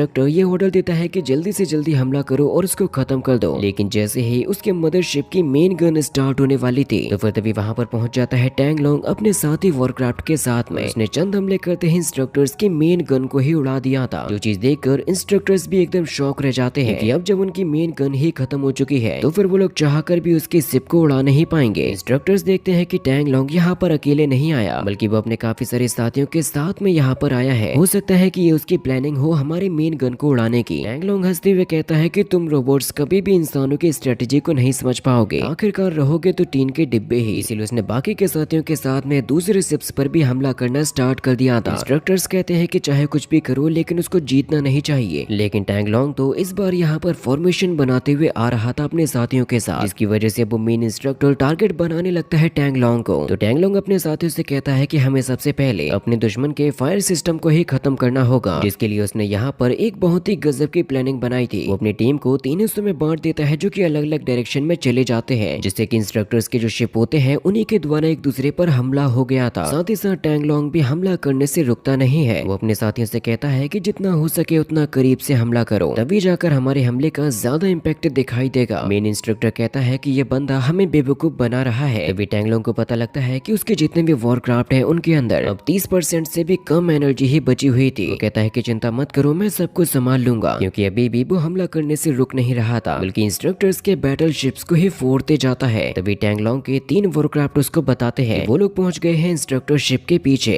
टैंग लोंग उनसे कहता है कि बिना देरी किए हमला करना स्टार्ट कर दो, क्योंकि हमारा टारगेट है उनके शिप के इंजन को खत्म करना। तभी इंस्ट्रक्टर्स को ये पता लगता है कि उनके इंजन के ऊपर खतरा आ चुका है, जहाँ का डिफेंस सिस्टम भी काफी ज्यादा कमजोर है। यहाँ तक कि अब तो उनके वॉरक्राफ्ट भी उन्हें बचाने के लिए नहीं आ पाएंगे, जिसके तुरंत ही बाद टैंग लोंग के वॉरक्राफ्ट अटैक करने लगते हैं उनके इंजन के ऊपर, जिसकी वजह से फाइनली उन लोगों ने इंस्ट्रक्टर 1 के मदरशिप के इंजन को खत्म कर दिया था, जो चीज इंस्ट्रक्टर्स के लिए काफी ज्यादा शॉकिंग होती है। जिसके तुरंत ही बाद वो लोग डिस्ट्रॉय कर देते हैं लेफ्ट साइड के फ्लैग इंजन को। तभी टीम 4 जाती है और वो डिस्ट्रॉय कर देती है राइट शिप के इंजन को, जिससे कि वो इंस्ट्रक्टर्स ये कहने लगते हैं कि हमें जल्द से जल्द निशाना बनाना होगा टैंग लोंग को, क्योंकि उसी की वजह से तो ये सब कुछ हो रहा है। इसीलिए उन लोगों को मजबूरन टैंग लोंग के मदरशिप पर हमला करने से भी रोकना होगा, क्योंकि एनिमी के तीनों ही मदरशिप की एनर्जी अब खत्म होने वाली थी। तभी हम सभी इंस्ट्रक्टर्स को देखते हैं जो कि एक दूसरे के साथ में बात कर रहे थे। वो कहते हैं कि हमारी मेन गन को डिस्ट्रॉय कर दिया गया और हमारे इंजन्स को भी डिस्ट्रॉय कर दिया गया, और ये इतनी सी चीज काफी है हमें हार का स्वाद चखाने के लिए, लेकिन अगर इस गेम के अंदर हम मरेंगे तो हम इसको भी ले डूबेंगे। टैंग लोंग ये कह रहा था कि चिंता मत करो दोस्तों, अभी तो पार्टी शुरू हुई है। तभी वो इंस्ट्रक्टर्स ये चेक कराने लगते हैं कि आखिर हम लोगों ने टैंग लोंग के शिप को कितना नुकसान पहुंचाया और उसको कितना डिस्ट्रॉय कर दिया। लेकिन वो लोग ये बात जानकर काफी ज्यादा शॉक हो गए थे। टैंग लोंग ने ऑलरेडी अपने शिप की एनर्जी का यूज करते हुए एनर्जी शील्ड को बनाकर अपने शिप को बचा लिया था, वो भी 3 मदरशिप्स से। लेकिन ये भी बात होती है कि वो लोग अब पहुंच चुके होते हैं टैंग लोंग के बैटलशिप के मेन गन के पास में, और अगर वो चीज एक्सप्लोड हुई तो यहाँ पर सारी की सारी चीजें ही खत्म हो जाएंगी। इसीलिए इंस्ट्रक्टर कहता है कि जल्दी से हमला करना बंद करो वरना सभी के सभी मारे जाएंगे। बल्कि अब तो वो खुद ही कहने लगता है कि हमें अपने शिप को बचाने के लिए एनर्जी शील्ड को बनाना होगा। इसको वो तुरंत ही बनाता तो है, लेकिन इंजन खत्म हो जाने की वजह से वो एनर्जी शील्ड ज्यादा समय तक काम नहीं करेगी। लेकिन टैंग लोंग कहता है कि मैं इस बैटल को जीतूंगा चाहे मुझे कुछ भी क्यों ना करना पड़े। इसीलिए उसने अपने बंदों की मदद से हमला करना स्टार्ट करा दिया था अपने ही मदरशिप के ऊपर, जो कि अब सीधा ही जा रहा होता है इंस्ट्रक्टर्स के मदरशिप से टकराने के लिए। टैंग लोंग ने अपने मदरशिप पर हमला कराते हुए उसके इंजन को तो डिस्ट्रॉय कर ही दिया था, लेकिन अचानक से ही वो लोग हमला करने से रुक जाते हैं। जो चीज देखकर इंस्ट्रक्टर्स ये कहने लगे थे कि अगर किसी कारणवश टैंग लोंग का मदरशिप एक्सप्लोड नहीं हुआ तो फिर बैटलशिप्स की काउंटिंग में डेफिनेटली हम लोग ही जीते हुए माने जाएंगे। टैंग लोंग कहता है कि चिंता मत करो दोस्तों, मैं तुम्हें हार का स्वाद चखा के रहूंगा। इसलिए वो अपने साथियों से कहता है कि जल्दी से अपने ही शिप को उड़ा दो। टैंग लोंग के साथी उसको बताते हैं कि अगर ऐसा हुआ तो उसके साथ में हम लोग भी मारे जाएंगे। लेकिन टैंग लोंग कहता है कि देखो नियम बनते हैं हमेशा तोड़ने के लिए, इसलिए बकवास बंद करो और जल्दी से चलकर अपने ही शिप को उड़ा दो। इसके तुरंत ही बाद फिर वो सभी के सभी हमला करने लगते हैं टैंग लोंग के मदरशिप के ऊपर। जो नजारा देखकर जिंगलिंग कहती है कि ऐसा तो मैंने कभी भी नहीं सोचा था, टैंग लोंग जीतने के लिए इतना बड़ा कोई कदम भी उठा सकता है। लेकिन फिर भी वो टैंग लोंग के इस कारनामे से थोड़ी सी इम्प्रेस हो गई थी कि अब जैसे ही यहाँ पर टैंग लोंग का मदरशिप ब्लास्ट होता है तो इंस्ट्रक्टर्स कहते हैं कि ये इंसान कभी भी नहीं सुधरेंगे। इसके तुरंत ही बाद फिर सबसे पहले खत्म हो जाते हैं इंस्ट्रक्टर्स के सभी शिप्स, लेकिन सबसे लास्ट में बचा हुआ था केवल टैंग लोंग का वॉरक्राफ्ट, जिसकी वजह से वो इंस्ट्रक्टर गेम के बाहर आता है और कहता है कि ये इंसान बहुत ही बुरे होते हैं, जिनमें ये टैंग लोंग तो सबसे ज्यादा गिरा हुआ बंदा है। जहाँ पर अब तभी टैंग लोंग भी गेम से बाहर आ चुका था। अब सब क्योंकि वो सबसे आखिरी तक इस गेम के अंदर टिक पाया। इसी वजह से उसको जीता हुआ घोषित कर दिया जाता है कि टैंग लॉन्ग और इसकी यूनिट के मरने से पहले इंस्ट्रक्टर्स के साथ साथ उनकी पूरी टीम ही खत्म हो गई थी। इसी वजह से इस मैच का विजेता घोषित कर दिया गया था टैंग लॉन्ग को, जो चीज देखकर वो खुद भी काफी ज्यादा खुश हो रहा था। लेकिन ये चीज देखकर वो इंस्ट्रक्टर काफी ज्यादा गुस्से में आ गए थे और वो टैंग लॉन्ग को अपने पास में खींचकर उससे ये कहते हैं कि क्या तुम इससे जीतना कहते हो। टैंग लॉन्ग कहता है कि मुझे तो जीतना था, फिर चाहे वो कैसे भी हो, जिसकी वजह से ये इंस्ट्रक्टर काफी ज्यादा गुस्से में भी आ रहा था। जहाँ पर फिर तभी बाकी के इंस्ट्रक्टर्स भी आ गए थे और वो कहने लगते हैं कि टैंग लॉन्ग तुमने केवल जीतने के लिए अपने सभी साथियों का सेक्रीफाइस कर दिया, इसी वजह से ये जीत किसी भी असली योद्धा की निशानी नहीं है। टैंग लॉन्ग कहता है कि मुझे माफ कीजिएगा, मैंने इतना नहीं सोचा था कि ऐसा भी हो जाएगा। जिससे कि फिर वो इंस्ट्रक्टर उससे ये कहते हैं कि ठीक है, अब शर्त के मुताबिक क्योंकि तुम ये गेम जीत गए हो इसीलिए हम तुम्हें यहाँ से अभी नहीं भेजेंगे। इससे टैंग लॉन्ग को शो ही रहा था कि वो लोग कहते हैं कि इसका मतलब ये नहीं है कि हमने तुम्हें वो सोल्जर बनने के लिए अप्रूव कर दिया, तुम यहाँ पर रुक सकते हो केवल ट्रायल पीरियड के लिए। लेकिन मेरी बात को याद रखना कि वॉर कभी भी गेम के जैसे नहीं लड़ा जाता। तुम जिस तरीके से अपने सोल्जर्स का इस्तेमाल कर रहे थे वैसा यूज भी नहीं किया जाता। वो कहते हैं कि कल सुबह 6 बजे तुम्हारी ट्रेनिंग स्टार्ट हो जाएगी। जिसके बाद जब टैंग लॉन्ग सोने के लिए चला जाता है तब रात को 1 बजे भी उसे नींद आ ही नहीं रही थी। उसके दिमाग में केवल इंस्ट्रक्टर्स की ही बातें गूंज रही थी। भले ही उसने ये गेम जीत लिया लेकिन जीता तो है आखिर चीटिंग से ही, जो बात वो खुद भी जानता है और एक्सेप्ट भी करता है और कहता है कि अब मैं अपने आप को प्रूव करके ही रहूंगा कि टैंग लॉन्ग कोई एक गेम कैरेक्टर नहीं है बल्कि एक रियल सोल्जर बनने के लिए आया है, जो कि मैं एक न एक दिन जरूर से बनूंगा। जिसके बाद अब समय बीतता है, उस सुबह के 6 बज गए थे, जिसकी वजह से टैंग लॉन्ग के ऊपर अचानक से ही पानी गिरने लगा था और साथ ही साथ वो अपनी होने वाली ट्रेनिंग के लिए भी लेट हो गया था। इसीलिए वो तुरंत ही अपने सूट को पहनकर पहुंच जाता है ट्रेनिंग सेंटर के अंदर, जहाँ पर वो पांचों ही इंस्ट्रक्टर्स उसका इंतजार कर रहे थे। टैंग लॉन्ग जब वहाँ पर पहुंचता है तो वो लोग कहने लगते हैं कि तुम काफी ज्यादा लेट हो, क्या तुम्हें पता भी है कि तुम्हारे ऐसा करने की वजह से हमें कितनी सारी प्रॉब्लम्स का सामना करना होगा। तुम्हें ये पता होना चाहिए कि एक सोल्जर की निशानी होती है कि वो हर किसी चीज का त्याग करे। कम से कम तुम्हें इतनी बेसिक मिलिट्री नॉलेज तो होनी ही चाहिए, यहाँ तक कि अभी तो तुम्हें टीम वर्क भी नहीं आता। इसीलिए सबसे पहली बात तुम्हें अपने आप को ही समझने की कोशिश करनी होगी। आज हम लोग तुम्हें एक नई तरीके की ट्रेनिंग देने वाले हैं। तुम जितनी एक्सेलरेशन का यूज कर रहे थे वो थी 12G, तुम्हारी जो मैक्सिमम फ्लिप थी वो जा रही थी केवल 260 डिग्री। इंस्ट्रक्टर से उसके द्वारा किए गए सारे के सारे कारनामे बताते हैं, जिस बात पर टैंग लॉन्ग कहता है कि ये तो सारे के सारे नॉर्मल ऑपरेशंस है। जिस पर इंस्ट्रक्टर्स उससे कहते हैं कि ये केवल तुमने गेम के अंदर किया और हमारे ख्याल से यही तुम्हारी सोच वॉर के अंदर भी होगी, इसीलिए आज हम ट्रेनिंग कराएंगे तुम्हारी साइकोलॉजिकल लिमिट्स की। हमारा फाइटर प्लेन को चलाने का जो भी स्टाइल है वो सब कुछ इसके अंदर रिकॉर्ड कर दिया गया है। लेकिन इतना याद रखना कि आज सारी की सारी चीजें रियल में होंगी, या तुम रियल में ये सब कुछ संभाल पाओगे। तो टैंग लॉन्ग कहता है कि चिंता मत कीजिए सर, मैं सब कुछ एकदम ही ठीक तरीके से संभाल लूंगा। जिसके बाद फिर वो उसको सिमुलेटर के अंदर जाने के लिए कहते हैं, लेकिन इसके अंदर आते ही उसे काफी अजीब सी फीलिंग आ रही थी। तभी इंस्ट्रक्टर फेस स्क्रीन उसके सामने आती है। वो कहते हैं कि क्या तुम तैयार हो? तो टैंग लॉन्ग कहता है कि हाँ बिल्कुल, आप बस मैच को स्टार्ट कीजिए। और फिर इंस्ट्रक्टर्स ने उसके सिमुलेटर को घुमाना स्टार्ट कर दिया था। टैंग लॉन्ग कहता है कि ये तो मुझे एकदम पेंडुलम के जैसे लग रहा है, जिसके साथ मैं बचपन से खेलते आ रहा हूँ। आखिर इसमें मुझे कौन सी साइकोलॉजिकल लिमिट्स का सामना करना होगा? इंस्ट्रक्टर्स उसको बताते हैं कि नॉर्मल पीपल जो होते हैं वो जनरली 6G फोर्स का एक्सेलरेशन झेल सकते हैं, और जो प्रोफेशनल पायलट होते हैं वो ज्यादा से ज्यादा 10G तक का फोर्स ही झेल पाते हैं। तो टैंग लॉन्ग कहता है कि लेकिन अगर इसके आगे फोर्स बढ़ाया जाए तो क्या होगा? तो इंस्ट्रक्टर्स कहते हैं कि चिंता मत करो, वो तुम्हें अभी पता चल जाएगा, क्योंकि उन लोगों ने टैंग लॉन्ग के लिए स्पीड को बहुत ही ज्यादा हद तक इंक्रीज कर दिया था, जिसकी वजह से टैंग लॉन्ग की जो हार्ट बीट होती है वो भी बहुत ही ज्यादा इंक्रीज हो गई थी। हम लोग ये साफ साफ देख पा रहे थे कि टैंग लॉन्ग की हालत ऐसा करने की वजह से खराब होने लगी है। वो लोग इसके फोर्स को बढ़ाते हुए ले जाते हैं 11G तक। इंस्ट्रक्टर से कहते हैं कि अब तो तुम ह्यूमन लिमिट्स के भी थोड़े से आगे जा चुके हो, क्या तुम इतने फोर्स को संभाल सकते हो या फिर हम इसको रोक दें? लेकिन टैंग लॉन्ग की तो हालत इतने में ही खराब हो गई थी कि वो तो यहाँ पर अनकॉन्शियस ही हो जाता है। इसीलिए फिर वो इंस्ट्रक्टर्स तुरंत ही रोक देते हैं सिम्युलेटर को। टैंग लॉन्ग कहता है कि अभी हाल ही में मेरे साथ में क्या हुआ था। इंस्ट्रक्टर्स बताते हैं कि चिंता मत करो, ऐसा तो अक्सर ही होता है, तुम बस इतना सोचो कि फर्स्ट राउंड में जब तुम्हारी ऐसी हालत हो गई तो अगले में क्या होगा, क्योंकि अब वो लोग इस सिम्युलेटर के लेवल को और भी ज्यादा बढ़ा दिए थे। साथ ही साथ एक्सीलरेशन फोर्स को पहुंचा देते हैं 11.5G पर, और उसके अगले ही पल टैंग लॉन्ग के लिए 12G का फोर्स स्टार्ट कर दिया था, जितने में किसी भी नॉर्मल पीपल की आराम से जान भी निकल सकती है। इसी वजह से टैंग लॉन्ग भी संभाल नहीं पाता और वो दोबारा से अनकॉन्शियस हो जाता है, जिससे कि वो इंस्ट्रक्टर्स तुरंत ही सिम्युलेटर को रोक देते हैं, जहां से बाहर आ जाता है टैंग लॉन्ग। उसे चक्कर आने की वजह से वॉमिटिंग भी होने लगी थी। इंस्ट्रक्टर्स उससे ये कह रहे थे कि अब तो शायद तुम्हें ये पता चल ही गया होगा गेम्स और रियलिटी में क्या फर्क होता है। तुम तो अभी केवल फ्लाइट सिम्युलेटर के साथ में भी ट्रेवल नहीं कर पा रहे हो, फिर जब हम तुम्हें रियल वॉरक्राफ्ट के अंदर बिठाएंगे जाएंगे तब तुम्हारे साथ में क्या होगा। इसीलिए हमें लगता है कि तुम उतने काबिल नहीं हो कि तुम्हें वो योद्धा बनाया जाए जिसके लिए हम लोग यहाँ पर सालों साल से इंतजार कर रहे हैं। तो कहते हैं कि कल यहाँ से एक शिप जाने वाला है घर पर और उसी में बैठाकर हम तुम्हें वहाँ पर भेजने वाले हैं। इसीलिए भी थोड़ी देर के लिए आराम करने के लिए चले जाओ, क्योंकि रियल वॉर को लड़ना तुम्हारे जैसे बच्चों की बात नहीं है। हो सके तो सुबह हमें बिना शक्ल दिखाए ही चले जाना। और वाकई में टैंगलोंग की ऐसी हालत हो गई थी कि वो खड़ा होने के लायक भी नहीं रहता। वो नीचे डला हुआ ये सोच रहा था कि मैंने यहाँ पर आने के लिए कितनी ज्यादा मेहनत की है। उसने एक से बढ़ के एक फाइट की और ज्यादातर में जीत भी हासिल की, लेकिन क्या मैं ये सब कुछ इसी दिन के लिए ही कर रहा था कि मुझे घर वापस जाना पड़े। वो अपने आप से ही ये सवाल करता है कि टैंगलोंग, क्या तुम वाकई में हार को अपनाना चाहते हो? अगर ये सच है तो चले जाओ यहाँ से। आखिर क्यों तुमने टाइटल लिया था 23 TL का, जिसके काफी सारे लोग फैन बन चुके हैं और वो उसे इटर्नल गॉड के नाम से भी बुलाते हैं। टैंगलोंग अपने रूम में आराम करता हुआ इन्हीं सारी चीजों के बारे में ही सोच रहा था, जिसके बारे में सोचते सोचते अब तो अगला दिन भी हो जाता है और सुबह के 6 भी बज गए थे। वो दोबारा से उठता है और कहता है कि टैंगलोंग, अभी तुम केवल टेस्ट को भी पास नहीं कर पाए हो, फिर आकर तुम ये कैसे कह सकते हो कि तुम इस पूरे यूनिवर्स के सबसे बेस्ट सोल्जर बनोगे, क्योंकि किसी भी सोल्जर की ये निशानी तो होती ही नहीं है। और वो पहुंच जाता है उस शिप के पास में जो कि उसे यहाँ से ले जाएगी घर पर। वो फुली चार्ज हो चुकी है और यहाँ से जाने के लिए भी तैयार है, जो कि थोड़े ही टाइम में यहाँ से चली भी जाती है। तभी हम उन सभी इंस्ट्रक्टर्स को देखते हैं जो कि अपने आप को चार्ज कर रहे थे, जहाँ पर होलोग्राम के जरिए आ जाती है जिंगलिंग और वो लोगों से कहने लगती है कि वैसे आप लोगों ने टैंगलोंग की जो ट्रेनिंग की थी वो कुछ ज्यादा ही हो गई थी। तो फिर वो मेन इंस्ट्रक्टर उसको ये बताते हैं कि हम केवल इतना चाहते हैं कि टैंगलोंग को रियल दुनिया का एहसास हो जाए, ना कि वो सिम्युलेटर के जैसे बचकानी हरकतें करे। जिंगलिंग कहती है कि यानी कि तुम तो उसको घर पर ही भेजना चाहते हो, जिससे कि वो कहते हैं कि हाँ, लेकिन ऐसा करना उसके लिए सही होगा, क्योंकि मुझे बिल्कुल भी नहीं लगता कि वो इस जहन्नुम की ट्रेनिंग को संभाल भी पाएगा। लेकिन जिंगलिंग को भरोसा होता है टैंगलोंग के ऊपर। जिसके बाद अब जैसे ही ये सभी के सभी इंस्ट्रक्टर पहुंच जाते हैं ट्रेनिंग हॉल के अंदर, तो वो लोग देखते हैं कि वहाँ पर तो टैंगलोंग ऑलरेडी अपनी ट्रेनिंग को कर रहा था उन लोगों के आने से पहले। भले उसको काफी ज्यादा दिक्कत हो रही थी, लेकिन वो खुद को संभाल लेता है और पहुंच जाता है इंस्ट्रक्टर्स के सामने, जिससे कि वो कहते हैं कि तुम यहाँ से गए क्यों नहीं। टैंगलोंग कहता है कि मैं जानता हूँ मैं आपके काबिल नहीं हूँ, लेकिन मैं हार नहीं मानूंगा। मुझे केवल इतना बता दो कि आखिर मुझे ऐसा क्या करना होगा जिससे कि मैं आप लोगों के लिए क्वालिफाई हो जाऊं, वो सोल्जर बनने के लिए जिसकी आप लोगों को तलाश है। तो वो मेन इंस्ट्रक्टर उससे ये कहते हैं कि अगर वाकई में तुम ऐसा करना चाहते हो तो फिर सबसे पहले तुम्हें ह्यूमन बीइंग की सारी हदें पार करनी होंगी। अब यहाँ से शुरू हो जाता है टैंगलोंग की हार्ड ट्रेनिंग का समय। वो बताते हैं कि आज तक कोई भी इंसान इस ट्रेनिंग को पास नहीं कर पाया, लेकिन टैंगलोंग को भरोसा होता है कि वो इस रिकॉर्ड को जरूर से तोड़ेगा। इसीलिए बहुत ही ज्यादा तेजी के साथ में जाकर अपनी ट्रेनिंग को करने लगता है। वो लोग उसको बताते हैं कि सबसे पहले तुम्हें अपनी मसल स्ट्रेंथ को जांचना होगा। स्ट्रेंथ, एंड्योरेंस, सारी की सारी चीजें एकदम परफेक्ट होनी चाहिए। तुम्हारी बॉडी के जो रिफ्लेक्शंस हैं वो बहुत ही ज्यादा फास्ट होने चाहिए, और अगर तुम इस ट्रेनिंग को पार कर लेते हो तो फिर तुम हमारी नजरों में आ जाओगे। जिसके लिए वैसे तो टैंगलोंग अपनी पूरी जान लगा रहा था, लेकिन इतना करना काफी नहीं होता। वो इंस्ट्रक्टर उसको हर तरफ ही ट्रेनिंग कराने लगते हैं। उसको बताना चाहते थे कि ऐसी बॉडी के साथ में तुम रियल बैटलफील्ड में मात्र चंद पलों में ही खत्म हो जाओगे। हर रोज ही उसका उठने का समय भी कम किया जा रहा था ताकि वो अपनी ट्रेनिंग पर ज्यादा फोकस कर सके, ना कि सोने पर। उसे ये बताया जाता है कि वॉर कभी भी कोई एक गेम नहीं होता, क्योंकि वहाँ पर तुम मरने के बाद दोबारा से जिंदा नहीं हो पाओगे। और यही सबसे खास बात है जो कि वॉर को गेम से अलग बनाती है। लेकिन धीरे धीरे करके टैंगलोंग अपनी लिमिट्स को पार करते जा रहा था। वो बताते हैं कि 1000 साल में केवल एक ही ऐसा वॉरियर होता है जो कि इस दुनिया पर राज करने की काबिलियत को रखता है। लेकिन अब वाकई में टैंगलोंग की स्पीड, एंड्योरेंस और स्ट्रेंथ काफी ज्यादा बढ़ गई थी, और स्पेसशिप में जो राइडिंग की स्पीड होती है वो उसको भी पार कर चुका था। फर्स्ट फेज को पार करते ही उसका सेकंड फेज भी स्टार्ट हो गया था, जहाँ पर उसको वेपन्स की मदद से अटैक करना सीखना था। उसकी सारी की सारी ट्रेनिंग कराई जाती है एक मिली मेज के जैसे, लेकिन अभी तक वो निशाना लगाने में अच्छा नहीं था। वो उसको ये सिखा रहे थे कि तुम्हें जल्द से जल्द बैटलफील्ड में अपने दुश्मन को कैसे हराना है, क्योंकि अभी तक टैंगलोंग इंस्ट्रक्टर्स की नजर में उतना ताकतवर नहीं हुआ था। वो कहते हैं कि रियल बैटलफील्ड कभी भी तुम्हारे जैसा नहीं होता। वहाँ पर तुम्हें केवल एक मौका दिया जाएगा हमला करने का, फिर शायद वो भी ना दिया जाए। तुम्हारा केवल एक गलत मूव तुम्हारी जान ले सकता है, वही तुम्हारे एक मूव तुम्हें जीत भी दिला सकता है। ये कह रहा था कि चाहे कुछ भी हो जाए, लेकिन मैं रियल सोल्जर बन के ही रहूंगा, जिसकी वजह से अब वो फाइनली पार कर चुका होता है ट्रेनिंग को। लेकिन अभी भी उसका एक और फेज रह गया था पार करने के लिए, जो कि इतना ज्यादा खतरनाक होने वाला है कि उसके बारे में तो टैंगलोंग ने सोचा भी नहीं था। इंस्ट्रक्टर्स को लगता है कि शायद वो इस फेज को भी पार कर लेगा, जिससे कि मेन इंस्ट्रक्टर कहते हैं कि लेकिन मुझे ऐसा लगता नहीं है कि अब ये उसकी ट्रेनिंग होने वाली है जहन्नुम की। टैंगलोंग कहता है कि मुझे बताइए कि अब आप मुझसे क्या कराना चाहते हो। तो वो कहते हैं कि चिंता मत करो, बहुत ही जल्द तुम्हें इससे दुख होगा, क्योंकि अब उन्होंने उसको भेज दिया होता है किसी और ही प्लेनेट के ऊपर। बताते हैं कि एक ऑफिशियल सोल्जर बनने के लिए हमारी फिजिकल फिटनेस के साथ साथ तुम्हें डरों से भी ऊपर रहना होगा। यही तुम्हारे ट्रेनिंग का फाइनल टेस्ट भी होगा। अगर तुम इसको भी पास कर लेते हो फिर हम तुम्हें हमेशा हमेशा के लिए रख लेंगे। जैसे कि अब टैंगलोंग चारों तरफ ही यहीं पर घूमने लगता है, लेकिन यहाँ पर पाए जाते हैं बहुत ही ज्यादा खतरनाक बीस्ट जो कि देखने में भी बहुत ही ज्यादा खतरनाक थे। इंस्ट्रक्टर टैंगलोंग को ये बताते हैं कि ये ड्रैगन क्लाउड गैलेक्सी की एक अनखोजी हुई जगह है जहाँ पर कुछ भी हो सकता है, जो कि हमारे अल्फा मल्टी सेक्टर के दायरे में आती है। यहाँ पर ट्रेनिंग कराई जाती है इंसान के सबसे बड़े डर को खत्म कराने की, जिसके बारे में जानकर तो टैंगलोंग भी हैरान था कि आखिर ऐसा कौन सा डर हो सकता है। बताते हैं कि यहाँ पर तुम्हें देखने को मिलेगा यूनिवर्स का सबसे खतरनाक जीव जिसका नाम है मोंटोका, जो कि अपने पॉइजन की मदद से टैंगलोंग पर हमला करता है। जिससे कि भले ही टैंगलोंग ने उसके ऊपर अपने इस वॉर्ड से हमला किया था, लेकिन इस मोंटोका ने उसकी इस वॉर्ड को काफी दूर फेंक दिया था, यहाँ तक कि वो तो डायरेक्टली आने वाला होता है टैंगलोंग को जान से मारने के लिए। जिसे जैसे तैसे करके टैंगलोंग खुद को बचाता है, लेकिन यहाँ पर मोंटोका प्रजाति के हजारों बीस्ट आने लगे थे, जो कि असल में होते हैं इंसानी खून के प्यासे। ये कहा जाता है कि आज तक कभी भी कोई भी मोंटोका की पकड़ से निकल नहीं पाया। इसकी वजह से ट्रेनिंग होती है इंसान के दिल की कि वो कितने ज्यादा डर को संभाल सकता है, क्योंकि यहाँ पर किसी को भी अकेले ही ट्रेनिंग करनी होगी, किसी दूसरे की हेल्प नहीं मिलेगी। लोग भागते हुए चलते हुए टहनियों का सहारा ले रहा था। उसे बताया जाता है कि रियल सोल्जर बनने से पहले तुम ये टेस्ट किसी भी हाल में पार करना होगा, क्योंकि यही है उसका फाइनल टेस्ट। और उसको असल में केवल 48 घंटों के अंदर मारना होगा करीबन 10,000 मोंटोकास को, जो कि इसके लिए कितना ज्यादा मुश्किल टास्क है ये तो हम सभी जानते हैं। वो एक बॉक्स के पास में पहुंच जाता है, जहाँ पर उसको पता चलता है कि रियल सोल्जर बनने से पहले उसे ये क्राइटेरिया किसी भी हाल में पार करना ही होगा, क्योंकि इसकी वजह से अभी तक वो वेपन का बॉक्स भी नहीं खोल पा रहा था। और जब जिंगलिंग उस टेस्ट को देखती है तो वो कहती है कि तुम लोगों ने तो इस टेस्ट को बहुत ही ज्यादा कठिन बना दिया, लेकिन इंस्ट्रक्टर्स ये कहते हैं कि जितना ज्यादा खतरनाक टास्क होगा उसके अंदर का डर उतनी ही तेजी के साथ में खत्म हो जाएगा, और ये उसे रियल सोल्जर बनाने के लिए बहुत ही ज्यादा जरूरी है। यहाँ तक कि मोंटोकास के पॉइजन से टैंगलोंग का सूट भी जल रहा था, बल्कि वो तो यहाँ पर उनका मुकाबला भी नहीं कर पा रहा था, बल्कि सैकड़ों की तादाद में मोंटोका ऑलरेडी यहाँ पर आ चुके थे। वो कहता है कि आखिर मैं 10,000 को कैसे मारूंगा, बल्कि मैं तो एक के साथ में भी फाइट नहीं कर पा रहा हूँ। तभी वो खुद को मोटिवेट करने के लिए याद करने लगता है इंस्ट्रक्टर्स की आवाज को, जिन्हें इस यूनिवर्स के सबसे पावरफुल वॉरियर की जरूरत है, लेकिन वो टैंगलोंग को अपने सामने कुछ भी नहीं समझते हैं। और इसी चीज से खुद को मोटिवेट करके टैंगलोंग कहता है कि मैं अपने आप को निराश नहीं करूंगा, और अब वो अपनी इस वॉर्ड को उठाकर निकल जाता है मोंटोकास को मारने के लिए। वाकई में टैंगलोंग ने उनको यहाँ पर चीरना शुरू कर दिया था, जिससे कि आखिरकार मोंटोकास को किल करने की शुरुआत हो गई थी। जिसके बाद फिर तो टैंगलोंग यहाँ पर कत्लेआम सा मचा देता है। उसे चंद मिनट भी नहीं लगते यहाँ पर कई सारे मोंटोकास को मारने में। वो बड़ी ही हिम्मत के साथ में कई सारे मोंटोकास को मार चुका था। उसके डर के साथ साथ उसकी स्किल्स भी काफी ज्यादा बढ़ती जा रही थी, लेकिन वो कहता है कि अगर मैं इस तरीके से मोंटोकास को मारूंगा तो मैं कभी भी अपने मिशन को पूरा नहीं कर पाऊंगा, क्योंकि एक एक करके मारने में उसे बहुत ही ज्यादा एनर्जी लग रही थी। इसीलिए उसको सबसे पहले कोई एक स्ट्रॉन्ग वेपन लेना होगा, जिससे कि वो सबसे पहले उनको मारते हुए पहुंच जाते इस बड़े से भारी बॉक्स के पास में, जिसको वो अपनी इस वॉर्ड की मदद से फोड़ता है और चला जाता है उसी के अंदर, जहाँ पर असल में रखी हुई होती है एक मशीन गन, जिसकी मदद से जैसे ही उसने अटैक करना शुरू किया था यहाँ पर एक भी मोंटोका उसके सामने टिक नहीं पाता। उसकी किल करने की स्पीड तो काफी ज्यादा बढ़ गई थी। भले ही कई सारे मोंटोका उसको अपना टारगेट बना रहे थे, लेकिन तभी टैंगलोंग इस बात पर गौर करता है कि अचानक से ही मोंटोकास ने अपने साइज को स्मॉल कर लिया, बल्कि वो तो खुद ब खुद पीछे भी हटने लगते हैं। उसे याद आता है कि इंस्ट्रक्टर्स ने उससे ये पहले ही कह दिया था कि जैसे ही तुम्हारा शिकार तुमसे डरने लगेगा उसकी पावर भी कमजोर हो जाएगी और वो खुद ब खुद छिपने की कोशिश करने लगेगा। टैंगलोंग उनके सामने आता है और कहता है कि अब मैं तुमसे नहीं डरता हूँ, क्योंकि अब तुम मेरे सामने किसी कीड़े मकोड़े से कम नहीं हो, बल्कि वो तो अब तो मोंटोकास को अपने पैरों की मदद से तक कुचल रहा था, जिससे कि आखिरकार अब वो फाइनली अपने मिशन को कंप्लीट करने के कगार पर भी पहुंच चुका था। उसने किल कर दिए होते हैं 9,999 मोंटोका। बस अब उसको किल करने के लिए केवल एक लास्ट मोंटोका बचा हुआ था, लेकिन वो उसको यहाँ पर कहीं पर भी नजर नहीं आता, जिससे कि टैंगलोंग ये सोच रहा था कि आखिर ये आखिरी वाला कहाँ गया। जिंगलिंग टैंगलोंग की एबिलिटीज को देखते हुए कहती है कि फाइनली वो अपने डर पे काबू पा चुका है। उसने ऐसे जंगल में सर्वाइव कर लिया जहाँ पर किसी के लिए भी पॉसिबल भी नहीं था, लेकिन इंस्ट्रक्टर कहते हैं कि नहीं, उसका रियल टेस्ट तो अभी शुरू होगा। टैंगलोंग तो बड़ी बड़ी चट्टानों को उठाकर देख रहा था कि उसको ये आखिरी वाला मिल जाए, लेकिन अभी तक वो अपने मिशन में कामयाब नहीं हो पाया था। वो कहता है कि समझ नहीं आ रहा, जब बात हुई थी 10,000 इंसेक्ट की, तो फिर ये आखिरी वाला है कहाँ पर, जो कि असल में होता है उसके जस्ट पीछे। लेकिन उस आखिरी वाले को असल में मार दिया होता है इंस्ट्रक्टर ने। वो कहने लगते हैं कि तुम्हारे लिए अब लास्ट मोंटोका मैं हूँ, मुझे मार दो और अपने मिशन को कंप्लीट कर लो। और वाकई में ऐसा करने की वजह से ही वो इस टेस्ट में पास हो पाएगा। लोग ये सोच रहा था कि उसने अभी तक की ट्रेनिंग में कभी भी इंस्ट्रक्टर को नहीं हराया, जिसके तुरंत ही बाद अब यहाँ पर उन दोनों के ही बीच में फाइट शुरू हो गई थी, जहाँ पर इंस्ट्रक्टर अपने पंचेस का यूज कर रहे थे उसको मारने के लिए, जिससे कि टैंगलोंग तुरंत ही अपनी गन को तान देता है उनके सिर के ऊपर। इंस्ट्रक्टर कहते हैं कि अगर किस चीज का वेट कर रहे हो, तुम्हारा दुश्मन कभी भी तुम पर रहम नहीं खाएगा। बढ़ाएगा। जिसके बाद फिर वो टैंग लॉन्ग को यहाँ पर धोना शुरू कर दिए थे। तो कहते हैं कि तुम्हें क्या लगता है तुम्हारा दुश्मन तुमसे इतने प्यार से पेश आएगा? अपने पंचेस का यूज करो, अपनी बॉडी का यूज करो। क्या तुम वो सारी चीजें भूल गए हो जो कि मैंने तुम्हें सिखाई थी? टैंग लॉन्ग भले ही अपने पंचेस का यूज करता है, लेकिन इंस्ट्रक्टर बड़ी ही आसानी के साथ में उसके अटैक्स को रोक लिए थे। वो कहते हैं कि अगर तुम इतने सिंपल अटैक्स को करोगे तो तुम्हारा ओपोनेंट तुम्हें बहुत ही आसानी के साथ में हरा देगा। मैं तो तुमसे पहले ही कह चुका हूँ कि कभी भी इंसान मशीन्स को नहीं हरा सकते, जिसकी वजह से ना तो तुम टेस्ट को पार कर पाओगे और ना ही हमसे जीत पाओगे। जो बात सुनकर टैंग लॉन्ग को गुस्सा आ गया था, इसीलिए वो अपने गन से अटैक करने लगता है, लेकिन उसके गन के अटैक से बचते हुए इंस्ट्रक्टर उसके गन को ही दूर फेंक दिए थे, जहाँ पर फिर तभी उन दोनों के बीच में हैंड टू हैंड कॉम्बैट होने लगती है। टैंग लॉन्ग बार बार इधर उधर देख रहा था। इंस्ट्रक्टर कहते हैं कि क्या तुम भूल गए हो कि तुम यहाँ पर किस लिए आए थे? लेकिन टैंग लॉन्ग तो फाइट करते हुए काफी ज्यादा पीछे हटते जा रहा था। उठा लेता है एक बहुत ही मजबूत बेल को, जिसमें वो सबसे पहले फंसा लेता है अपने इंस्ट्रक्टर को और अपना पूरा फोर्स लगाकर उनको घुमाकर फेंकने लगता है नीचे की तरफ। बल्कि उसने अपने डैगर का यूज करते हुए उनके एक वायर को भी काट दिया था, जिसके तुरंत ही बाद वो इंस्ट्रक्टर के ऊपर अपनी दोनों ही किक्स को हिट करते हुए सीधा नीचे लटका देता है और खुद ही नीचे कूद जाता है, जिससे कि फिर इंस्ट्रक्टर अपना भी हाथ को छोड़ दिए थे। नीचे गिरने की वजह से इंस्ट्रक्टर बहुत ही बुरी तरीके से इंजर्ड हो गए थे, जिनके ऊपर टैंग लॉन्ग ने चट्टान को गिराते हुए अब उनको हरा भी दिया था। टैंग लॉन्ग उनके पास में जाता है और कहता है कि अब तो मैं जीत ही गया होऊंगा, लेकिन इंस्ट्रक्टर कहते हैं कि नहीं, तुम अभी जीते नहीं हो। मैं मिशन को पूरा करने के लिए मुझे जान से मारना होगा। कहते हैं कि अब आकर तुम किस बात का इंतजार कर रहे हो? जल्दी से अपने काम को पूरा करो, क्योंकि तुम्हारा समय भी खत्म होने वाला है। इसीलिए वो इंस्ट्रक्टर को मारने के लिए टैंग लॉन्ग उठा लेता है एक बहुत ही भारी पत्थर को, ताकि वो एक ही बार में अपने इंस्ट्रक्टर का सर धड़ से अलग कर सके। लेकिन वो याद करने लगता है कि ये वही है जिन्होंने उसकी ट्रेनिंग कराई थी। एक तरीके से देखा जाए तो ये टैंग लॉन्ग के मास्टर है। बल्कि अब तो काउंटडाउन स्टार्ट होकर समय भी खत्म होने पर आ चुका था। आखिरकार टैंग लॉन्ग उस भारी पत्थर को मार ही देता है, जिसकी वजह से फाइनली वो इस टेस्ट में फेल हो जाता है, क्योंकि टैंग लॉन्ग ने अपने इंस्ट्रक्टर को जान से मारा नहीं था। वो कहता है कि मैं जानता हूँ कि आप बहुत ही ज्यादा चालाक हो, लेकिन मैं किसी भी हाल में आपको खोना नहीं चाहता। लेकिन शर्त के मुताबिक मैं इस टेस्ट को हार चुका हूँ। और अपने इसी फेल मिशन के साथ में वो वापस लौट जाता है। वो काफी ज्यादा निराश था, क्योंकि इसकी वजह से अब उसको अपने घर वापस जाना होगा। जिस मोमेंट पर फिर तभी उसके पास में आ जाते हैं सारे के सारे इंस्ट्रक्टर्स, और वो टैंग लॉन्ग से कहते हैं कि पहले तो तुम किसी भी हाल में जीतना चाहते थे, लेकिन अब मुझे समझ नहीं आ रहा कि आखिर तुमने इंसानियत को क्यों चुन लिया, क्योंकि मेरी नजर में तुम समझ गए होगे कि असली सोल्जर कहते किसको है। इसकी वजह से तुमने मुझे बचाने के लिए अपने आप को ही हरा दिया, इसीलिए तुम हमारी रिस्पेक्ट को कमा चुके हो, जिसकी वजह से हम तुम्हें पास करते हैं इस टेस्ट में। जो बात जानकर टैंग लॉन्ग बहुत ही ज्यादा खुश हो गया था, और वो कहता है कि क्या मैं वाकई में एक ऑफिशियल सोल्जर कहलाने लगूंगा, जिसके लिए इंस्ट्रक्टर्स ने उसको कंफर्म भी कर दिया था। इसीलिए वो तुरंत ही सैल्यूट करता है अपने इंस्ट्रक्टर्स को और कहता है कि मैं हूँ टैंग लॉन्ग, अभी हाल ही में बना एक नया सोल्जर। लेकिन वो सबसे पहले टैंग लॉन्ग को खड़ा होना सिखाते हैं। सैल्यूट करते हुए हमेशा तुम्हारे हाथ को होना चाहिए तुम्हारी आईब्रोज के पास में, तुम्हारा हाथ करीबन 20 डिग्री पर घुमा हुआ होना चाहिए। और ये कुछ बेसिक नॉलेज होती है किसी भी सोल्जर के लिए। उसको सिखाते हैं कि जब भी तुम रिपोर्ट करो तो अपनी पूरी दमदार आवाज के साथ में रिपोर्ट करना, और इसी बुलंद आवाज के साथ में फाइनली उसको बना लिया जाता है एक नया सोल्जर। इंस्ट्रक्टर्स कहते हैं कि हम तुम्हारे अंदर जिन क्वालिटीज को देखना चाहते थे, फाइनली अब तुम उनको प्राप्त करने के रास्ते पर बढ़ने लगे हो, लेकिन अभी तक तुमने रियल बैटलफील्ड का एक्सपीरियंस नहीं लिया। फिर उसी के बाद तुम कहलाने लगोगे एक रियल वॉरियर, जिसका फाइनल असेसमेंट हम तुम्हें बहुत ही जल्द देने वाले हैं। मुझे बताओ सोल्जर कि क्या तुम उसके लिए तैयार हो? तो टैंग लॉन्ग कहता है कि हाँ सर, बिल्कुल मैं तैयार हूँ। लेकिन इंस्ट्रक्टर ने तो उसको तुरंत ही लगा दिया था एक नए मिशन पर, जिसके तुरंत ही बाद अब हमें दिखाया जाता है सिल्वर ईगल ग्रुप के लोगों को। इनको ये पता लग गया होता है कि जो 23 TL नाम का बंदा है वो स्पेस के एक सेंटर में अपनी ट्रेनिंग को पूरा कर रहा है, लेकिन अभी हाल ही में वो अपने किसी मिशन पर जाने वाला है। इसीलिए इन लोगों के पास में बहुत ही अच्छा मौका होगा उसको पकड़ने का, जिससे कि उनका लीडर कहता है कि जल्द से जल्द यहाँ से उस जगह पे निकल जाओ जहाँ पर आने वाला है 23 TL। इसके तुरंत ही बाद अब हम लोग देख पाते हैं टैंग लॉन्ग को, जिसके साथ में सारे इंस्ट्रक्टर्स भी जा रहे थे। टैंग लॉन्ग ये कह रहा था कि वैसे तो चारों तरफ ही शांति है, फिर आप कौन सी बैटलफील्ड की बात कर रहे हो? बताते हैं कि हमने तुम्हारे लिए एक ऐसे सीक्रेट मिशन को खोजा है कि स्पेशली तुम्हारे लिए बहुत ही ज्यादा सुटेबल रहेगा। लेकिन अब जैसे यहाँ से थोड़ा सा आगे बढ़ता है, उसको अपने सामने नजर आते हैं सिल्वर ईगल एम्पायर के काफी सारे सोल्जर। टैंग लॉन्ग कहता है कि आखिर ये रोबोट्स यहाँ पर क्या कर रहे हैं? कहीं ऐसा तो नहीं कि हमें इनके साथ में ही फाइट करनी हो? इंस्ट्रक्टर बताते हैं कि नहीं, ये लोग तुम्हारे साथी हैं, जो कि देखने में भले ही ईगल एम्पायर के रोबोट्स के जैसे लगते हैं, लेकिन ऐसा नहीं है। ये सिल्वर ईगल एम्पायर के द्वारा एलिमिनेट किए गए फर्स्ट जनरेशन के कुछ कॉम्बैट रोबोट्स हैं, जिनके अंदर फीलिंग नाम की कोई भी चीज नहीं है। टैंग लॉन्ग पूछता है कि फिर आखिर मेरा इन लोगों के साथ में काम क्या होगा? तो इंस्ट्रक्टर ये बताते हैं कि तुम्हें इनका लीडर बन के आगे बढ़ना होगा, क्योंकि हमें ये पता चला है कि सिल्वर ईगल एम्पायर काफी ज्यादा मात्रा में इंडस्ट्रियल रोबोट्स को डेवलप कर रहे हैं, और हमारी उनके साथ में जितनी बार भी फाइट हुई, हमारे करीबन 90% रोबोट्स मारे गए। और अगर तुम चाहते हो कि ऐसा ना हो, बल्कि हमारे दुश्मन ही खत्म हो जाए। तो फिर जाओ यहाँ से अपनी टीम को लीड करो और उन सेकंड जनरेशन के रोबोट्स को मार गिराओ। जिस ऑर्डर को जैसे ही टैंग लॉन्ग फॉलो करता है तो ये फर्स्ट जनरेशन के रोबोट्स उसको ले जाने लगते हैं अपने शिप के साथ में। और वैसे इंस्ट्रक्टर्स का यह मानना होता है कि जब तक Tang long real battle field को एक्सपीरियंस नहीं करेगा तब तक आकर वो कैसे ही एक रियल सोल्जर बन पाएगा कि अगर हम सोल्जर्स फाइट किसके लिए करते हैं। इसके बाद अब हमें अगले ही सीन में दिखाया जाता है सिल्वर ईगल एम्पायर की एक और शिप को, जो कि असल में अपनी एक नई डेस्टिनेशन पर पहुंच गए थे, जहां पर उनका लीडर ये कहता है कि जल्दी से लाइफ डिटेक्टर को ऑन करो, क्योंकि वो असल में ढूंढना चाहते हैं 23TL यानी कि टैंग लॉन्ग को, जिसने black hole bomb cracking program को चुराया था, जिससे कि ये सोल्जर जैसे ही प्रोग्राम को ऑन करता है उसे किसी भी लाइफ के बारे में पता नहीं चलता, बल्कि डिटेक्ट हुआ होता है उनके जनरल का स्पेसक्राफ्ट, जिसने भी हाल ही में एक स्पेस जंप लगाया होता है और वो असल में जा रहा होता है इंपीरियल वेपन्स प्रूविंग ग्राउंड की तरफ। तो वो लीडर कहता है कि जल्द से जल्द उनका पीछा करो, जिससे कि ये शिप भी उसी तरफ ही जाने लगता है। इसके बाद अब हमें अगले ही सीन में दिखाया जाता है टैंग लॉन्ग को, जिसे अभी तक ये पता भी नहीं होता कि आखिर वो जा कहां पर रहा है। उसे तो इन सोल्जर्स के साथ में भेज दिया गया है मिशन को अचीव करने के लिए। इसके बाद अब हमें सिल्वर ईगल एम्पायर के एक और बंदे को दिखाया जाता है, जिसको ये पता लग गया होता है कि उनके जो सेकंड जनरेशन के रोबोट्स हैं वो असल में हमला करने के लिए आ रहे हैं, इसीलिए इस बात का अलर्ट ऑलरेडी वहां पर जारी कर दिया गया था। इसके बाद फिर हम टैंग लॉन्ग को देखते हैं, जो कि फाइनली पहुंचने वाला होता है वॉर जोन के अंदर। सभी रोबोट्स को तैयार कर लिया जाता है आने वाली फाइट को करने के लिए, कि फिर एक ही झटके के साथ में ये सारे के सारे लोग नीचे आने लगते हैं, जो कि जब हवा में ही थे तभी उनके शिप को उड़ा दिया गया था। लेकिन जब टैंग लॉन्ग वॉर जोन के अंदर एंटर करता है तो ये वाकई में एक बहुत ही खतरनाक नजारा था, क्योंकि उसके सामने सैकड़ों की तादाद में दुश्मनों के रोबोट्स खड़े हुए थे, जो कि ऑलरेडी अपनी पोजीशन ले चुके हैं हमला करने के लिए। लेकिन जैसे जैसे करके टैंग लॉन्ग की सेना आगे बढ़ रही थी, उन लोगों को बहुत ही जल्द सफाया कर दिया जा रहा था, क्योंकि इन रोबोट्स के अंदर ज्यादा सोचने की शक्ति नहीं होती। टैंग लॉन्ग ये सोच रहा था कि आखिर ये लोग हम लोग को डॉज क्यों नहीं कर रहे हैं। इसी को समझ गया था कि आखिर इनको फर्स्ट जनरेशन के रोबोट्स क्यों कहा जाता है। लेकिन फिर उसी मोमेंट पर इन लोगों पर हमला करने के लिए आ जाते हैं सेकंड जनरेशन के रोबोट्स, जिनके अंदर काफी शानदार फाइटिंग स्किल्स थी, जिसकी वजह से वो फर्स्ट जनरेशन के रोबोट्स को बहुत ही आसानी के साथ में मारते जा रहे थे। देखते ही देखते यहाँ पर फर्स्ट जनरेशन के रोबोट्स की संख्या बहुत ही कम हो जाती है, जहाँ पर फिर तभी सामने आना पड़ता है टैंग लॉन्ग को, जिसने बॉम्ब्स का यूज करते हुए इन सेकंड जनरेशन के रोबोट्स को मार गिराया था। टैंग लॉन्ग को यह बताया जाता है कि अगर तुम सरवाइव करना चाहते हो और अपनी सेना को बचाना चाहते हो तो फिर तुम्हें ही अपने फर्स्ट जनरेशन के रोबोट्स को लीड करना होगा। वो कहता है कि अगर रोबोट्स इसी तरीके से ही आगे बढ़ते रहे तो फिर ये लोग किसी भी हाल में जीत नहीं पाएंगे। तभी टैंग लॉन्ग के सामने उसका एक साथी रोबोट घायल हो जाता है, इसकी वजह से टैंग लॉन्ग के ही दूसरे रोबोट ने उसको मार दिया था। वो कहता है कि अब ये फाइट नहीं कर पाएगा, इसी वजह से इसको मार दिया। लेकिन अब तो वाकई में यहाँ पर टैंग लॉन्ग के कई सारे वॉरक्राफ्ट की भी हालत खराब हो रही थी। वो अपनी टीम वालों को दिलासा देता है कि चिंता मत करो, मैं तुम लोगों को बचा के ही रहूंगा। वो कहता है कि अगर हमें बचना है तो हमें समझ के साथ में ही लड़ना होगा। वो अपने साथियों से कहता है कि अब तुम सभी को फॉलो करने होंगे मेरे ऑर्डर्स, जिसकी बात को मानने के लिए सभी रोबोट्स राजी भी हो गए थे। लेकिन ये चीज कहने में जितनी आसान लग रही थी उतनी होती नहीं है। फिर भी टैंग लॉन्ग हिम्मत दिखाते हुए सामने आता है और गन्स की मदद से दुश्मनों को मारने लगता है। वो बताता है कि हमें ऐसे अंधाधुंध फायरिंग नहीं करनी है, कि मैं नहीं चाहता कि मेरे ये सभी के सभी साथी मारे जाएं। तभी फिर टैंग लॉन्ग फ्लाइंग एबिलिटी का यूज करते हुए दुश्मनों के बीच जाता है और उनको मार गिराता है, जिसकी वजह से उसके साथ साथ धीरे धीरे करके उसके साथी भी आगे बढ़ने लगे थे। लेकिन अभी भी टैंग लॉन्ग का एक साथी रोबोट दुश्मनों के बीच घिर चुका था, जिससे कि वो हिम्मत दिखाते हुए आगे जाता है, दुश्मनों को मारते हुए अपने साथी को बचा ही लेता है। टैंग लॉन्ग कहता है कि चिंता मत करो, मैं तुम्हें सही जगह पे ले जाऊंगा। लेकिन इस बार जो एनिमी का अटैक उन लोगों के ऊपर होने वाला था, इसके बारे में वो लोग समझ भी नहीं पाते, क्योंकि तभी एनिमी की शिप से सभी खड़े हुए रोबोट्स के ऊपर हमला कर दिया गया था, जिससे कि टैंग लॉन्ग अपने सभी साथियों को छुपने के लिए कहता है। लेकिन आखिर वो अकेले कितने लोगों को ही बचा पाता। यहाँ तक कि एक मिसाइल तो गिरने वाली होती है टैंग लॉन्ग के ऊपर, जिसको एक रोबोट ने बचा लिया था। जिसने उसको बचाया होता है वही रोबोट घायल हो गया था। टैंग लॉन्ग कहता है कि चिंता मत करो, मैं किसी भी हाल में तुम सभी को बचा के ही ले जाऊंगा। जिसके बाद फिर वो एक रोबोट से कवर लेते हुए आगे बढ़ने लगता है। लेकिन सामने से जो रोबोट्स आ रहे थे वो बहुत ही आसानी के साथ में मारते जाते हैं फर्स्ट जनरेशन के रोबोट्स को, जो कि बढ़ते बढ़ते पहुंच गए होते हैं टैंग लॉन्ग के सामने, जिसकी आंखों के सामने उसके कई सारे रोबोट्स को मार दिया जाता है। यहाँ तक कि अब तो टैंग लॉन्ग के ऊपर भी गोली चलने वाली थी, जिससे पहले एक साथी रोबोट उसको गन दे देता है और टैंग लॉन्ग हमले को डॉज करते हुए उस गन को ले लिया था। जिसके तुरंत ही बाद अब उसने धीरे धीरे करके उन सेकंड जनरेशन के रोबोट्स को मारना स्टार्ट कर दिया था। टैंग लॉन्ग के साथी रोबोट से कहते हैं कि तुम हमें छोड़कर चले जाओ। जिसके बाद अब टैंग लॉन्ग के पीछे से यहाँ पर कई सारे सेकंड जनरेशन के रोबोट्स आ गए थे। टैंग लॉन्ग उसके पीछे आ रहे रोबोट से ये कहता है कि आखिर तुम लोग ऐसा क्यों कर रहे हो? अगर तुम लोग रोबोट भी हो फिर भी आखिर ये फाइट क्यों? आखिर तुम लोगों को अपने ही साथियों को मारने से क्या मिल जाएगा? अगर वाकई में तुम में से किसी भी मशीन के अंदर हिम्मत है मुझे मारने की तो मुझे मार के दिखाओ। जिसके बाद अब टैंगलोंग सामने आता है और वो अपनी गन की मदद से उड़ाते जा रहा था सेकंड जनरेशन के रोबोट्स को, लेकिन उसी मोमेंट पर इस बैटल को ओवर कर दिया गया था। जो बात टैंगलोंग को समझ नहीं आती कि आखिर अब ये क्या हो गया, आखिर इन रोबोट्स ने उसके ऊपर हमला करना बंद क्यों कर दिया। टैंगलोंग को यह बताया जाता है कि जितने भी सोल्जर्स जिंदा बचे हैं वो सारे के सारे वापस आ जाएं, क्योंकि अब केवल 10 मिनट के अंदर ही यहाँ से स्पेसक्राफ्ट निकल जाएंगे। टैंगलोंग को अभी भी ये बात समझ में नहीं आई थी कि आखिर हम लोग ये फाइट कर क्यों रहे थे। जिसके बाद अब वक्त हो चुका होता है यहाँ से निकलने का। टैंगलोंग जैसे ही अपने शिप के अंदर आता है उसे सारे के सारे रोबोट्स इंजर्ड हुए नजर आते हैं, जिनमें से कई सारे तो फंक्शन खराब होने की वजह से भी खत्म हो रहे थे। और जैसे ही ये शिप यहाँ से जाने वाला होता है तभी टैंगलोंग को एक रोबोट की आवाज आती है जो कि गलती से नीचे ही रह गया था, जिससे कि टैंगलोंग शिप को रोकने की कोशिश करता है लेकिन उसकी कोई भी बात नहीं मानता। वो रोबोट जंप लगाते हुए शिप के दरवाजे पर लटक जाता है, जिसका वजन काफी ज्यादा होने की वजह से टैंगलोंग उसको खींच नहीं पा रहा था। वो रिक्वेस्ट कर रहा था कि प्लीज मुझे छोड़ना मत, लेकिन उसी मोमेंट पर शिप का दरवाजा बंद होता है और उस रोबोट का हाथ आ जाता है टैंगलोंग के हाथ में, जिसकी वजह से उसका ये साथी रोबोट इसी जहन्नुम में ही रह गया था। तभी एक रोबोट आता है और वो कहता है कि टैंगलोंग हमारा शिप निकलने वाला है, इसीलिए तुम जल्दी से अपनी जगह पे पहुंच जाओ जहाँ पर तुम्हें होना चाहिए। लेकिन टैंगलोंग गुस्सा करते हुए कहता है कि मुझे ये बताओ कि आखिर हमने उसको बचाया क्यों नहीं। तो फिर वो रोबोट कहता है कि मेरे पीछे आओ, मैं तुम्हें सब कुछ बताता हूँ, क्योंकि असल में जो बैटल शिप्स हैं उनके अंदर मैग्नेट्स लगी हुई थी जो कि स्पेशली अट्रैक्ट करेंगे उन्हीं के सभी साथियों को, जिससे कि नीचे रह गए सारे के सारे रोबोट्स के बॉडी पार्ट उनके शिप से चिपक जाते हैं। टैंगलोंग को तो यही लग रहा था कि ये अपने साथियों को बचाकर यहाँ से ले जा रहे होंगे, लेकिन इन बैटल शिप्स के द्वारा उन सभी के सभी खराब हो चुके रोबोट्स को डिसमेंटल कर दिया जाता है, इनको गिरा दिया जाता है रिसाइकिल होने के लिए। टैंगलोंग पूछता है कि आखिर इनके साथ में ऐसा क्यों किया जाता है, तो उसे ये पता लगता है कि रिसाइकिल होने के बाद रोबोट्स को बनाना काफी कम खर्चे में हो जाता है। यहाँ पर केवल पैसों की वैल्यू है और किसी भी चीज की नहीं। यही वो कारण है जिसके लिए हम लोग फाइट कर रहे थे। जिसके बाद अब हमें अगले ही सीन में दिखाया जाता है सिल्वर ईगल एम्पायर के कैस्टर नाम के बंदे को, और उसी की प्लानिंग को फॉलो करते हुए इन सेकंड जनरेशन के रोबोट्स ने फाइट को रोक दिया था। कहने लगता है कि मैं अपने एम्पायर के सामने सेकंड जनरेशन के रोबोट्स की फाइटिंग स्किल्स को रिवील करना चाहता था। अब आप मुझे बताइए कि आखिर उनकी कॉम्बैट स्किल्स में क्या क्या कमियां हैं जिनको मैं पूरा कर सकूं, क्योंकि आगे चलकर हमें वॉनलुओ फेडरेशन पे भी तो कब्जा करना है, जो कि असल में होता है सिल्वर ईगल एम्पायर का जनरल। कैस्टर से कहता है कि अब तो तुम ये देख ही चुके होगे कि तुम्हारे रोबोट्स कितनी आसानी के साथ में हार गए। जनरल उससे कहता है कि चिंता मत करो, मैं तुम्हें 1000 और रोबोट्स दे दूंगा। जिसके बाद फिर हमें दिखाया जाता है टैंगलोंग को, जो कि इस बात से गुस्सा कर रहा था कि केवल टेस्टिंग के लिए हजारों रोबोट्स को मार दिया गया। उसका साथी रोबोट ये बताता है कि हम जिन रोबोट्स के साथ में लड़ने के लिए गए थे, हमारा मुकाबला उनसे भी और भी ज्यादा खतरनाक रोबोट्स के साथ में होगा, इसीलिए जितना हो सके उतना बेस्ट रिजल्ट लाने की कोशिश करो। वो रोबोट ये बताता है कि हम तो इंसानों की कठपुतलियां हैं, हमें कोई भी हक नहीं है कि हम अपने हिसाब से अपनी जिंदगी को जिए। हमें बनाया गया है केवल ऑर्डर को फॉलो करने के लिए। लेकिन ये बात टैंगलोंग को जरा सी भी अच्छी नहीं लगती, इसीलिए वो सबसे पहले यहाँ पर अपने सभी के सभी शहीद हो चुके रोबोट्स को सैल्यूट करता है, कि वो ये नहीं मानता कि ये केवल मशीनें हैं। वो कहता है कि भले ही तुम लोगों को इस तरीके से प्रोग्राम किया गया हो कि मरने के बाद तुम्हारी कोई भी वैल्यू नहीं होती, लेकिन मेरी नजर में हर एक रोबोट में एक अलग जान बसी है। वैसे हर किसी की रिस्पेक्ट भी करनी चाहिए, क्योंकि रोबोट्स भी तो इंसानों के जैसे ही है। जैसे ही हम लोग इस बात को समझ जाएंगे तो हम इंसान रोबोट्स को बचाएंगे और रोबोट्स इंसानों को, एकदम साथियों के जैसे, जैसे कि हम बचपन से ही साथ में पले बड़े हों। लेकिन अब तभी यहाँ पर सेकंड ग्राउंड का टेस्ट स्टार्ट होने वाला था, जिसे कि सबसे पहले बचे हुए सारे के सारे सिपाहियों को तैयार किया जाता है। केवल 1 मिनट के काउंटडाउन के बाद इन सभी को नीचे भेज दिया जाएगा फाइट के लिए। टैंगलोंग कहता है कि इस बात से फर्क नहीं पड़ता कि आखिर हम लोग यहाँ पर किस लिए फाइट कर रहे हैं, भले ही ये केवल एक टेस्ट ही क्यों ना हो। अपने दुश्मनों की नजरों में इतने ज्यादा खतरनाक बन जाओ कि वो तुम पर हमला करने से ही डर जाए। हम में से किसी को भी ये पता नहीं है कि आने वाले समय में हमें कोई वॉर लड़ने को मिलेगा या नहीं। बस मैं केवल इतना कहना चाहता हूँ कि हम में से कोई भी यहाँ पर जान से नहीं मरेगा। भले ही किसी को तुम लोगों की वैल्यू हो ना हो, लेकिन मुझे तुम्हारी वैल्यू है, इसलिए इस बार हम लोगों को लड़ना होगा इकट्ठा होकर। और इस शानदार स्पीच से टैंगलोंग ने रोबोट्स को तक मोटिवेट कर दिया था। इसीलिए टैंगलोंग कहता है कि किसी भी हाल में इस बार का मैच हम लोग ही जीतेंगे। इसके तुरंत ही बाद अब वो लोग यहाँ से निकल जाते हैं फाइट के लिए, लेकिन इस बार की जो फाइट है वो पहले से ज्यादा खतरनाक होने वाली थी। टैंगलोंग मैदान में आकर कहता है कि साथियों, हम लोगों को 3 ग्रुप में बंटना होगा, क्योंकि हम अपने दुश्मनों को केवल घेर के ही मार पाएंगे। जिससे कि यहाँ पर ये लोग तुरंत ही 3 टीम्स में बंट जाते हैं। लेकिन टैंगलोंग तो अपने आप को कवर करते हुए तेजी के साथ में आगे बढ़ने लगता है और अपने साथियों को इंस्ट्रक्शंस दे रहा था कि आखिर दुश्मनों को मारना कैसे होगा। जिससे कि बहुत ही जल्द उन लोगों ने दुश्मनों के बॉडीज के ढेर लगा दिए थे। लेकिन अभी भी ये सोल्जर्स उतने परफेक्ट नहीं होते कि ये सभी को मार सकें, जिसकी वजह से हर बार ही इंस्ट्रक्शंस देने के लिए सामने आना पड़ता है टैंगलोंग को। जिससे कि वो जनरेशन 1 के रोबोट्स की मदद से मार पा रहा था जनरेशन 2 के रोबोट्स को। टैंगलोंग कहता है कि रुकना नहीं है, आगे आगे बढ़ते रहो, दुश्मनों को मारते रहो। और इस बार का ये जो ग्राउंड टेस्ट हुआ होता है उसमें जीत चुकी होती है टैंग लॉन्ग की टीम, की वजह से अगले राउंड के लिए जनरेशन 2 के रोबोट्स की पावर को 50% से बढ़ा दिया जाता है। जो बात जानकर जनरल को हैरानी होती है कि आखिर ये ओल्ड रोबोट्स कैसे जीत गए। सोचने वाली बात होती है कि जनरेशन 1 के रोबोट्स ने जनरेशन 2 के रोबोट्स को हरा दिया। यहाँ तक कि अब तो उस प्लेनेट के ऑर्बिट में घूम रहे शिप्स को तक ब्लॉक कर दिया जाता है, क्योंकि फाइनली सिल्वर ईगल एम्पायर वालों को पता लग गया होता है 23 TL यानी कि टैंग लॉन्ग के बारे में। क्योंकि असल में अब राउंड 3 में यहाँ पर लड़ाई होने वाली थी स्पेस के अंदर, जहाँ पर टैंग लॉन्ग एक स्पेस क्राफ्ट को निकालता है और रियल बैटल में उतर जाता है। लेकिन उसके पीछे दुश्मनों के काफी सारे शिप्स लगे हुए थे, लेकिन फिर भी वो सारी की सारी चीजों से बचते हुए आगे बढ़ते जाता है। वो कहता है कि सच में तुम लोगों की फायर पावर स्ट्रॉन्ग तो है, लेकिन उतनी भी नहीं। यहाँ तक कि एक मोमेंट पर तो 23 TL यानी कि टैंग लॉन्ग को लॉक कर लिया गया था अटैक के लिए, जिससे कि उसके साथी कहते हैं कि क्या तुम्हें हमारी हेल्प की जरूरत है, क्योंकि असल में एक ही साथ में कई सारे मिसाइल्स को लॉन्च कर दिया गया था टैंग लॉन्ग के ऊपर। टैंग लॉन्ग कहता है कि सभी लोग केवल मेरे सिग्नल का इंतजार करेंगे, क्योंकि उसे किस तरीके से हम लोग को डॉज करना है वो बहुत ही अच्छे तरीके से जानता है। क्योंकि टैंग लॉन्ग बहुत ही आसानी के साथ में सारे के सारे हम लोग को डॉज करते हुए उन्हें डिस्ट्रॉय करते जा रहा था। लेकिन अभी भी एक मिसाइल बची हुई होती है जो कि उससे हिट होने वाली थी, लेकिन उसको भी आखिरकार टैंग लॉन्ग ने डिस्ट्रॉय कर ही दिया था। तभी वो अपने आप को बचाने के लिए एक काफी बड़े एस्ट्रॉयड के पीछे छुप जाता है और अपने साथियों से कहता है कि हमारे दुश्मन हमारी टेरिटरी में एंटर नहीं करने चाहिए। कि फिर टैंग लॉन्ग के जितने भी साथी होते हैं वो सभी के सभी फायर कर चुके थे दुश्मनों के ऊपर। वो चीज देखकर तो टैंग लॉन्ग को बहुत ही ज्यादा खुशी मिल रही थी, क्योंकि वो बहुत ही अच्छे तरीके से अपनी टीम को लीड करना सीख चुका है। दैट मींस कि अब टैंग लॉन्ग और उसकी टीम की कॉम्बैट पावर बढ़ चुकी होती है 30% से। जनरली कहने लगता है कि अब तो तुम ये देख चुके होगे कि मेरे रोबोट कितना अच्छा काम कर रहे हैं। जैसे कि कैस्पर ये कहता है कि आखिर तुमने रोबोट्स को कैसे सिखाया टीम के रूप में काम करने के लिए। जनरल बताता है कि ऐसा इसलिए क्योंकि मेरे रोबोट्स का दिमाग अब और भी ज्यादा डेवलप हो चुका है। लेकिन कैस्पर कहता है कि चिंता मत करो, तुम अगला राउंड जीत नहीं पाओगे। और इसके आगे की जो अमेजिंग फाइट है वो हमें नेक्स्ट एपिसोड के अंदर दिखाई जाएगी।